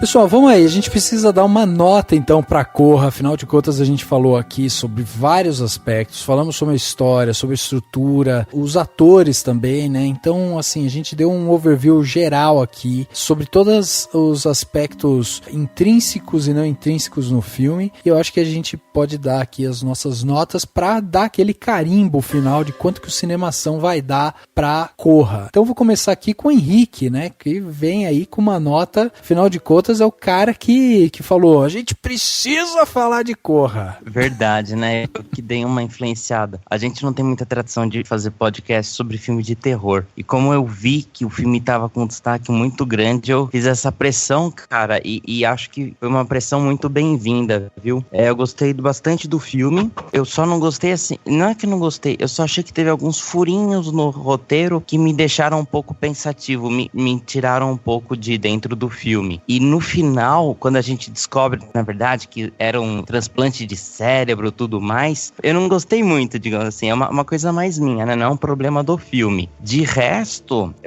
assim, literalmente são os dois pontos que eu achei um pouco fracos, assim, no filme. O resto, a tensão, a questão da atuação do casal principal, mesmo dos pais, né, da Missy, do Dean, eu achei tudo muito envolvente, assim, uma história fascinante, assim, de suspense, de terror. Então, a minha nota pra Corra é 4,75. 4,75, olha aí, quase que um filme perfeito mesmo, hein, Henrique? É, uma notona aí, cara. Um filmão merece. Merece, é isso aí. Muito bom, então, 4,75, a nota do Henrique. E aí, Dani, quanto é que você vai dar? A gente saiu do filme empolgadaço, né, Dani? Sim. Cara, eu adorei o filme. Realmente, a gente decidiu falar dele. O Henrique falou, antes disso, o Lucas, né, que escreveu a crítica do Cinemação. E eu já fiquei animado, né? E aí a gente já começou a ver isso de gravar esse podcast.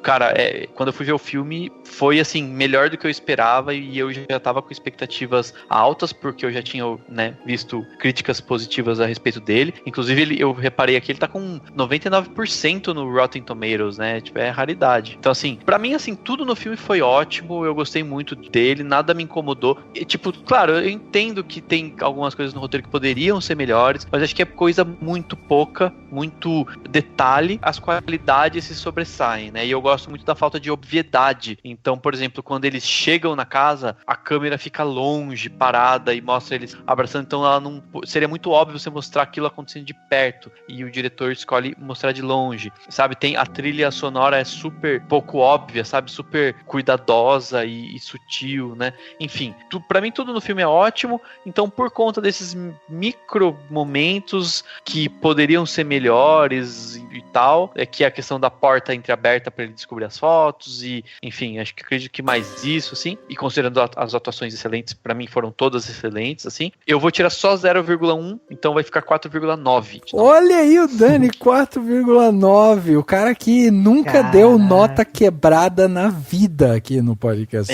Eu tô quebrando paradigmas, 2017 quebrou total. Paradigma. Muito bom, olha aí. E aí, Fernando, vamos então completar aí, né? Precisamos de uma nota sua, afinal de contas, esse filme nos deixou com a espinha acesa, né? Ah, muito. Cara, esse filme, ele mexeu bastante comigo. Eu escrevi sobre o filme, eu fiz um vídeo sobre o filme, eu converso com as pessoas sobre o filme, eu falo, vai ver esse filme. É um filme que ele extrapolou as minhas expectativas, mas não porque ele entregou aquilo que eu esperava, mas porque ele entregou muito mais do que aquilo que eu imaginava que eu iria ver nesse filme. O hype foi alto e se confirmou. Eu tenho também, igual o Dani falou, alguns probleminhas com o filme, que fazem com que eu não dê a nota máxima pra ele, mas eu acho aquela cena lá da porta entreaberta, eu acho que foi um erro assim que poderia ter me perdido ali, mas o filme não me perdeu, o que eu agradeço muito, porque ele recuperou o fôlego. E eu achei a transição também entre o segundo e o terceiro ato um pouco abrupta demais, acho que poderiam ter cadenciado um pouquinho mais, porque o filme vinha de uma cadência e de repente ele explode assim, e de repente uma cadência um pouquinho mais bem trabalhada, talvez funcionasse melhor. É um filme, cara, e esquece também isso que eu falei, esquece, tudo que eu falei de problema, esquece. Foca no que é bom do filme e ignora tudo que eu falei. Só vou dar uma nota aqui um pouquinho quebradinha, eu vou dar 4,5, só por conta desses pequenos problemas assim, mas também ignora isso. Fica com um filme que é maravilhoso, vá ver, medite nele, não deixe a discussão acabar depois dos créditos, leve a discussão pra sua vida, converse com sua mãe, com seu pai, com sua esposa, com seus amigos, porque é um filme que vale a pena pela discussão e além de ser um ótimo filme que te entretém, que te diverte, que te deixa tenso, te deixa intrigado e ainda é uma reflexão antropológica de primeira. Porra, fantástico. Eu acho que, assim, o filme tem várias questões que se a gente for olhar pra ele tecnicamente, é óbvio que a gente vai encontrar coisas que poderiam ter sido feitas de uma maneira melhor e tal, né? A própria fotografia dele é muito interessante, ela flerta alguns momentos com o que é genial também, mas não chega a ser totalmente genial e tal, né? Mas, assim, eu, sinceramente, vou contrariar meus colegas aqui e eu não vou ficar com medo de dar 5 pra esse filme, não. Então eu vou dar 5. Aí, Rafael. Porque eu acho assim, teve coragem. Pois é, porque eu acho assim, eu até anotei algumas coisas que eu queria dizer antes pra dar minha nota. Primeiro, foi um filme que foi gravado em 28 dias. Isso já é uma coisa impressionante. Um filme feito em menos de um mês, com atores jovens. Inclusive foi a estreia também em um longa-metragem, né, da Alison Williams, que faz a Rose, que é o par romântico do Chris lá e tal. É uma estreia com o pé direito dela, uma estreia par romântico no começo, né? Não, até 75% do filme ela é o par romântico, né? Só no finalzinho que ela chuta o balde lá e tal. Mas eu achei uma estreia fantástica dela, adorei aquela cena dela fazendo aquela interpretação vocal, assim, achei impressionante realmente. Adorei a estreia também do Jordan Peele com a direção, com o roteiro e tal, então acho que o caminho é realmente esse, o cara já começa com o pé direito. O Daniel Kaluuya aí, né, que é o nosso querido Chris, eu achei ele também excepcional no filme, ele tem a interpretação no olhar, então isso é muito bom. Aliás, eu queria dar méritos aqui justamente pro Daniel Kaluuya e pra Alison Williams, justamente por essas interpretações, sabe, que ultrapassam a parte corporal só ali, eles fazem interpretações muito intrínsecas, é uma coisa muito assim pra dentro, e a gente sente isso na hora que a gente tá sentado ali vendo o filme. E eu gostei também justamente do filme não entregar pra gente, ele não mastigar as coisas pra gente, isso eu acho mais fantástico ainda, ele não mastiga. Então, por exemplo, até aquela última cena, quando o Chris tá arranhando a poltrona e ele puxa aquele algodão da poltrona, ele não mostra ele enfiando o algodão no ouvido, sabe, na orelha, você não vê isso. E aí a hora que ele tá puxando o algodão, ele tá mexendo no algodão, eu na hora fiquei, caralho, o que esse cara vai fazer com esse negócio, cara? Que vai abrir, vai conseguir, vai se desprender e tal. Então assim, todas as soluções que o filme dá, apesar dele ter algumas incoerências às vezes no discurso e tal, até como o Henrique falou, eu não entendi direito como é que ele viu a mãe dele agonizando, se ele tava vendo TV e não sei o que. Apesar dele ter essas incoerências, eu acho que isso é muito pequeno pra tudo que o filme passa. Por todas as estreias, por todas as mensagens e tal. Então eu dou 5 pra esse filme. Foi um dos filmes mais espetaculares que eu vi de suspense dos últimos tempos, assim. Foi um filme que me prendeu do começo ao final. Eu saí do filme querendo dar socos no ar de felicidade, sabe? De caralho, que animal e não sei o que. Então ele, cara, sabe, ele me vibrou, assim. E isso que eu acho que é a minha grande paixão pelo cinema, é isso. Eu saí de lá com uma sensação de que eu preciso fazer cinema, sabe? Eu preciso vivenciar mais isso, essa sensação. E até a gente saiu do cinema, eu virei pro Dani e falei assim, você viu, Dani? Não precisa de robôs se transformando em dinossauro, não precisa de aliens, não precisa de explosões, não precisa de seres extraterrestres, não precisa. Você precisa ter uma boa narrativa, um ótimo roteiro, e isso faz um filme espetacular. É a história, cara, é a história. Os caras deviam investir menos em efeitos e investir muito mais na formação dos caras que estão ali sentados escrevendo os roteiros, sabe?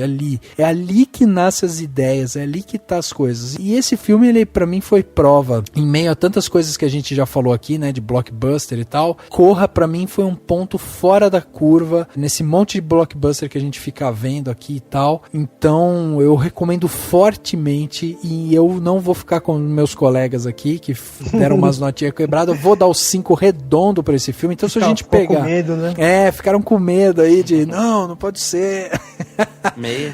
Mas, se a gente pegar aqui os 4,75 do Henrique, os 4,9 do Dani, os 4,5 do Fernando e meus 5, o Cinemação tá dando aqui pra Corra a nota de 4,79. Olha aí. Arredonda pra mais. Vamos resolver isso daí. Todo mundo fica bem, todo mundo fica amiguinho. Todo mundo se resolve. Pois é. Tá aí, ó. Tá aí, então, nota de um filme praticamente perfeito que a gente viu. Um filme sensacional. Fica a nossa recomendação. Então, 4,79 pra Corra. Não, é muita coisa. É muita. Talvez uma das maiores notas que a gente já deu, né? Eu acho que a gente passou... Já teve filme que todo mundo deu 5. Esse daqui, ele perdeu um pouquinho. Os clássicos, né? Alguns clássicos, mas teve outros. Eu não lembro se a Chegada foi 5,55. Eu não lembro. Eu acho que foi a Chegada. Eu não dei 5 pra Chegada. Eu não lembro. Eu fui o chato. É verdade. Foi o chato. No caso, o chato hoje fui eu. É o tipo de filme que, por exemplo, essa nota de 99% no Rotten Tomatoes reflete muito, né? É um filme que você pode dar 4,5, 4,75, mas tá ali, cara, você aprovou o filme. Isso é o que poucas pessoas vão dar menos que 3 pra esse filme, acho muito difícil. Cara, um detalhe que eu achei que eu gostaria de compartilhar, que foi um amigo meu, lá do Matheus Fiore, lá do Plano Aberto, que ele me comentou comigo, que é o pôster, um dos pôsteres do filme, é um que tá só o olho do Chris, do Daniel Kaluuya, uma faixa, e em cima, dividido assim a tela do pôster, em cima branco, embaixo branco, do Get Out. E é muito simbólico esse pôster que mostra ele, negro, no meio, achatado, e o restante branco, fazendo tipo como que estivesse comprimindo, como se estivesse apertando, como se estivesse suprimindo o negro. Então é o branco tentando minimizar, tentando reduzir, tentando suplantar o negro. Então esse pôster eu achei muito bacana, e essa sacada que ele teve também eu achei muito legal, e mostra a força do filme até mesmo somente no pôster, né? Além do filme, o pôster já traz a mensagem do branco suprimindo o negro.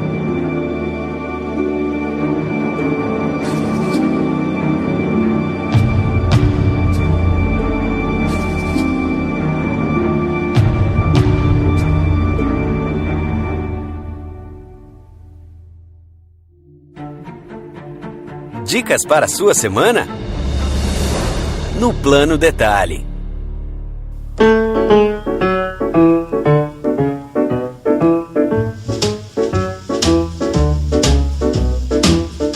Chegou o momento mais de calorzinho aqui do Cinema Associates. A gente tá passando aqui por um momento de frio, né? Estamos em maio, a temperatura começa a cair e tal. É no Plano Detalhe em que você vai ouvir aquelas dicas quentinhas, aquelas dicas que vão te abraçar aí e vão fazer você ter uma semana mais alegre, mais colorida e mais quente. E é por isso que estamos aqui, para dar aquela dica sensacional que damos todas as semanas. Então vamos começar aqui com o Henrique, que é o cara das dicas fantásticas, né, Henrique? Eu vou, nesse Plano Detalhe, eu vou falar de um coleguinha nosso, podcast. Olha aí. É o Poco Pixel. Poco Pixel. O Poco Pixel, ele é da família de podcasts lá do B9. É bem interessante porque é um podcast sobre videogames antigos. Por exemplo, eu não sou um cara que jogo... Quer dizer, eu gosto de videogame, mas eu não tenho videogame faz mais de 15 anos. Desde o Nintendo 64. Então é um podcast que é gostoso porque ele tem aquela questão da nostalgia. E tem várias colunas interessantes. Eles têm lá o High Five, que é o momento que eles fazem listas de, por exemplo, 5 jogos de luta, 5 jogos de corrida. Cada episódio, né, cada podcast, eles fazem um top 5 de alguma coisa. E depois, no final do podcast, na última meia hora, eles fazem um tal do Papo de Bolso, que eu entendo que o Adriano, o Danilo, eles devem ter formação em filosofia ou ciência política, porque sempre vai nesse lado, entendeu? Então você tá ouvindo sobre videogame e de repente você tá ouvindo sobre, tipo, o Bolsonaro. Então vai ser a minha dica é, se você quiser fugir um pouco do tema cinema e relembrar videogames antigos, porque eles vão até mais ou menos até o ano 2000, sabe? Até pelo nome, Poco Pixel. Eles não falam de coisa muito recente, não. Então fica a dica aí de um podcast aí pra acompanhar. Legal. Também. Show de bola, show de bola. Dica de podcast é sempre muito bom, porque sempre bom, porque a gente faz com que as pessoas escutem os coleguinhas, daí eles vão lá, lá, comentam da gente e aí trazem também novos ouvintes pra cá e tal, então sempre muito legal. Fernando, vamos aí, qual que é o seu plano detalhe dessa semana aí pros nossos ouvintes? Cara, o meu plano detalhe é um livro lançado em 1995 chamado O Povo Brasileiro. Ele é uma obra do antropólogo brasileiro chamado Darcy Ribeiro e ele é um livro que ele mostra como foi formada a nossa etnia e a nossa cultura brasileira. Então ele pega ali como desde a chegada dos portugueses no Brasil, como que essa chegada, como ela se deu, é aquela história que não conta nos novos livros de história, né? É uma história que choca pela forma como os índios foram tratados, como os índios eles lidaram com essa invasão e a forma cruel com que eles foram tratados. Mostra como o povo brasileiro foi formado na base da escravatura do africano e da escravatura também do índio. E foi bacana, pra mim foi muito legal, porque a minha mãe, ela é de descendência cafusa, ela é filha de negro com índio, então eu pude também aprender um pouquinho mais sobre essa ancestralidade da minha família. E é um livro que mostra por que o Brasil hoje está na situação que está, por que ainda é um país racista, mesmo sendo de maioria negra, por que é um país onde a corrupção ainda é tão alarmante. Não é um livro político, é um livro de antropologia, e ele mostra como que nós chegamos aonde chegamos hoje. Há um motivo para isso, e o livro vai mostrando que desde aquela época, e vai contando a história que nos trouxe até os dias de hoje. Então eu acho que quem estava falando um pouquinho sobre racismo, esse livro mostra como que o Brasil como que o Brasil veio a ser um país racista, mesmo sendo de maioria negra. É um livro bem bacana, não é um livro muito grande, apesar de ser um livro histórico de antropologia, que a gente imagina um calhamaço, não é um livro pequeno, lançado em 1995, O Povo Brasileiro, Darcy Ribeiro. Porra, sensacional. Nossa, também. Excelente. Excelente. É um desses livros clássicos que estão na minha lista faz tempo, cara, pra... Sério, cara? Livros importantes. Sabe, esses livros que você fala assim, não, precisava ler esse livro, acho que o meu pai tem. E cara, aí, tipo, tá e, sabe, dá uma desgraça, porque vai surgindo coisa pra ler, e ler, tipo, ultimamente eu tenho menos tempo pra ler, é uma desgraça. Mas enfim, eu quero ler esse livro. Bom, eu vou dar aqui meu plano detalhe, né, deixar aí o Dani fechar com plano detalhe dele, que é aquele que é a cereja no bolo, né? O plano detalhe do Dani. E meu plano detalhe vai pra um filme. Olha aí, quando todo mundo começa a indicar coisa diferente, daí eu vou pro filme, entendeu? Essa que é a minha estratégia. Um fala de podcast, outro fala de livro, daí eu falo de filme. Entendeu? Eu sempre sou um cara diferente aqui.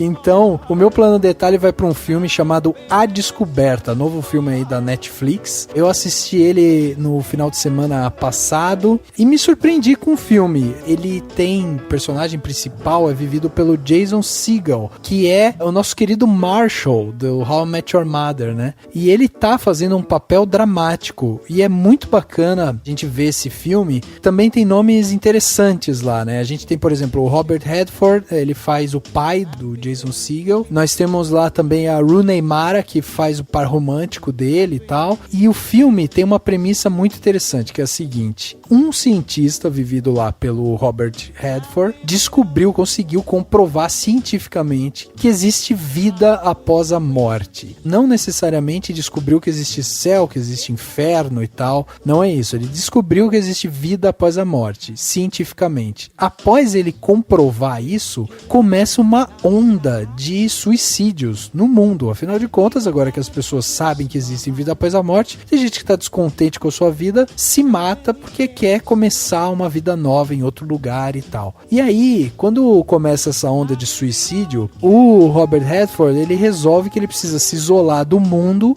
para ele tentar entender qual é essa vida, né, após a morte, que tipo de vida é essa que vem depois da morte e tal. Então ele resolve ficar mais recluso e tal, e aí ele recebe a visita do seu filho Will, que é o Jason, que chega lá, é um neurocientista e tal, e ele chega justamente para tentar ser o contraponto do pai dele. Ele não acredita que o pai realmente descobriu isso, ele quer que o pai pare com as pesquisas e não sei o quê, e aí existe todo um debate filosófico e tal, justamente nisso, sobre a importância de como você se coloca na vida, como que você consegue dar significado para sua vida, apesar de tragédias e tal, né? E aí o filme, ele passa muito por isso, e eu achei interessante. Não é um filme genial, não é um filme 5 estrelas para mim e tal. Eu às vezes acho que ele fica um pouco arrastado também, ele perde um pouco o ritmo em alguns momentos, mas eu achei interessante a premissa dele. Então é muito bacana, o filme tem um discurso bacana. Eu acho que vale a pena ser assistido, assim. Como eu falei, não é um filme 5 estrelas, mas eu acho que é um filme que levanta algumas discussões interessantes e ele tem uma narrativa bem peculiar também. Então fica aqui minha dica para A Descoberta, filme original da Netflix. E o Dani vai fechar nosso plano detalhe desse podcast 228 com aquela dica que só o Dani pode dar pra gente. Pior que eu vou dar uma dica muito louca mesmo, cara. A dica que eu vou dar é uma dica que não funciona muito bem, provavelmente, né?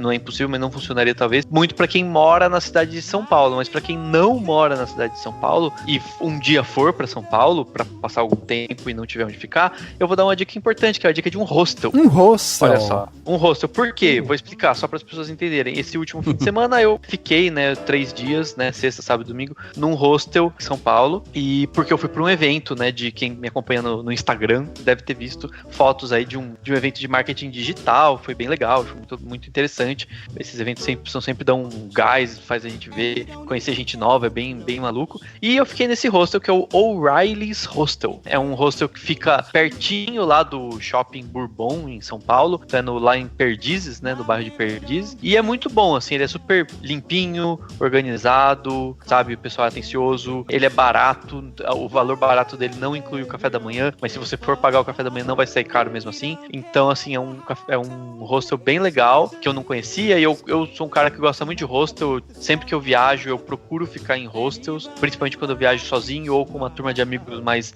que não sejam chatos, né, porque chato é um saco, porque você fala, vou dividir banheiro, não sei o que, nessas coisas. Mas quem é de boas e gosta de fazer uma viagem legal, conhecer gente, hostel é sempre bom. Esse O'Reilly's foi um hostel bem legal, então é uma sugestão para quem um dia for para São Paulo, precisa ficar em algum lugar, vai lá no O'Reilly's, que é bacana.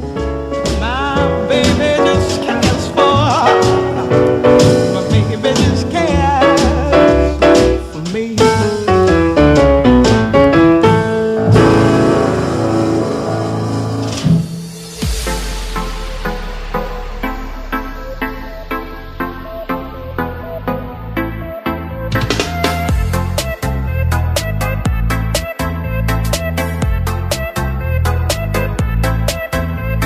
Chegando ao final de mais um podcast, agora o podcast 228, hoje um podcast super especial, porque a gente falou sobre um filme muito legal, que é o Corra, e com certeza vamos receber aí vários comentários bacanas durante a semana, justamente das pessoas falando o que acharam de Corra, qual que foi a sua impressão sobre esse filme. Eu queria agradecer aqui o Fernando Machado, nosso patrão, nosso companheiro aqui, né, de site, de cinema e tal, lá do Artcines, que veio aqui bater esse papo com a gente, sempre muito bom falar com o Fernando, com gente que é apaixonada por cinema. Eu tenho que só te agradecer, viu, Fernando, por você estar aqui novamente, compartilhando com a gente sua opinião e dando aí o ar da sua graça, e queria que você também deixasse aí, né, o convite para as pessoas irem lá no Artcine, visitar mais, ver mais aí, né, do seu trabalho e tal. E eu que agradeço, pessoal do Cinemação, eu acompanho vocês há muito tempo e é sempre um prazer poder participar de alguma maneira, ou mandando e-mails gigantescos.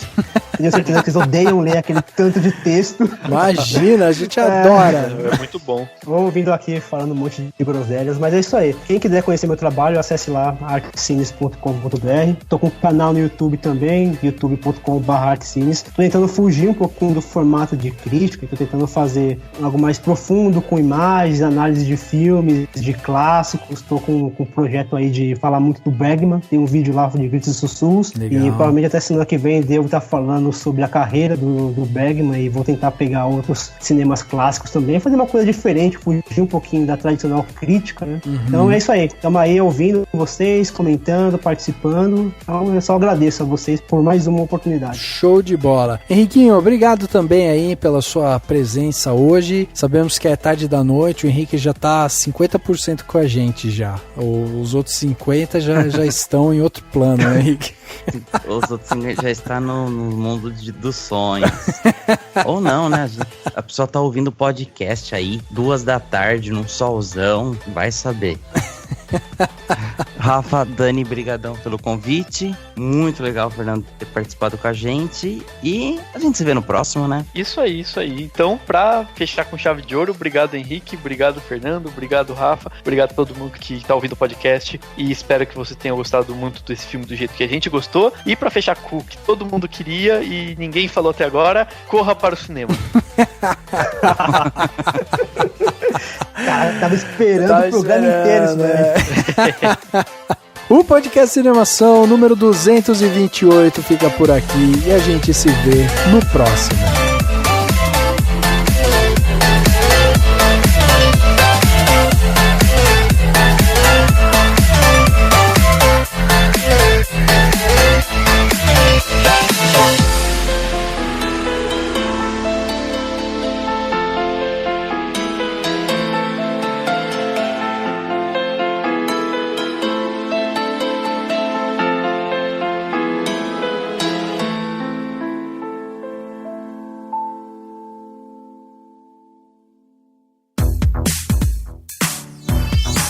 Esse podcast foi editado pela Isso Aí Design. Tudo isso é forma com função. É design estratégico. É isso aí.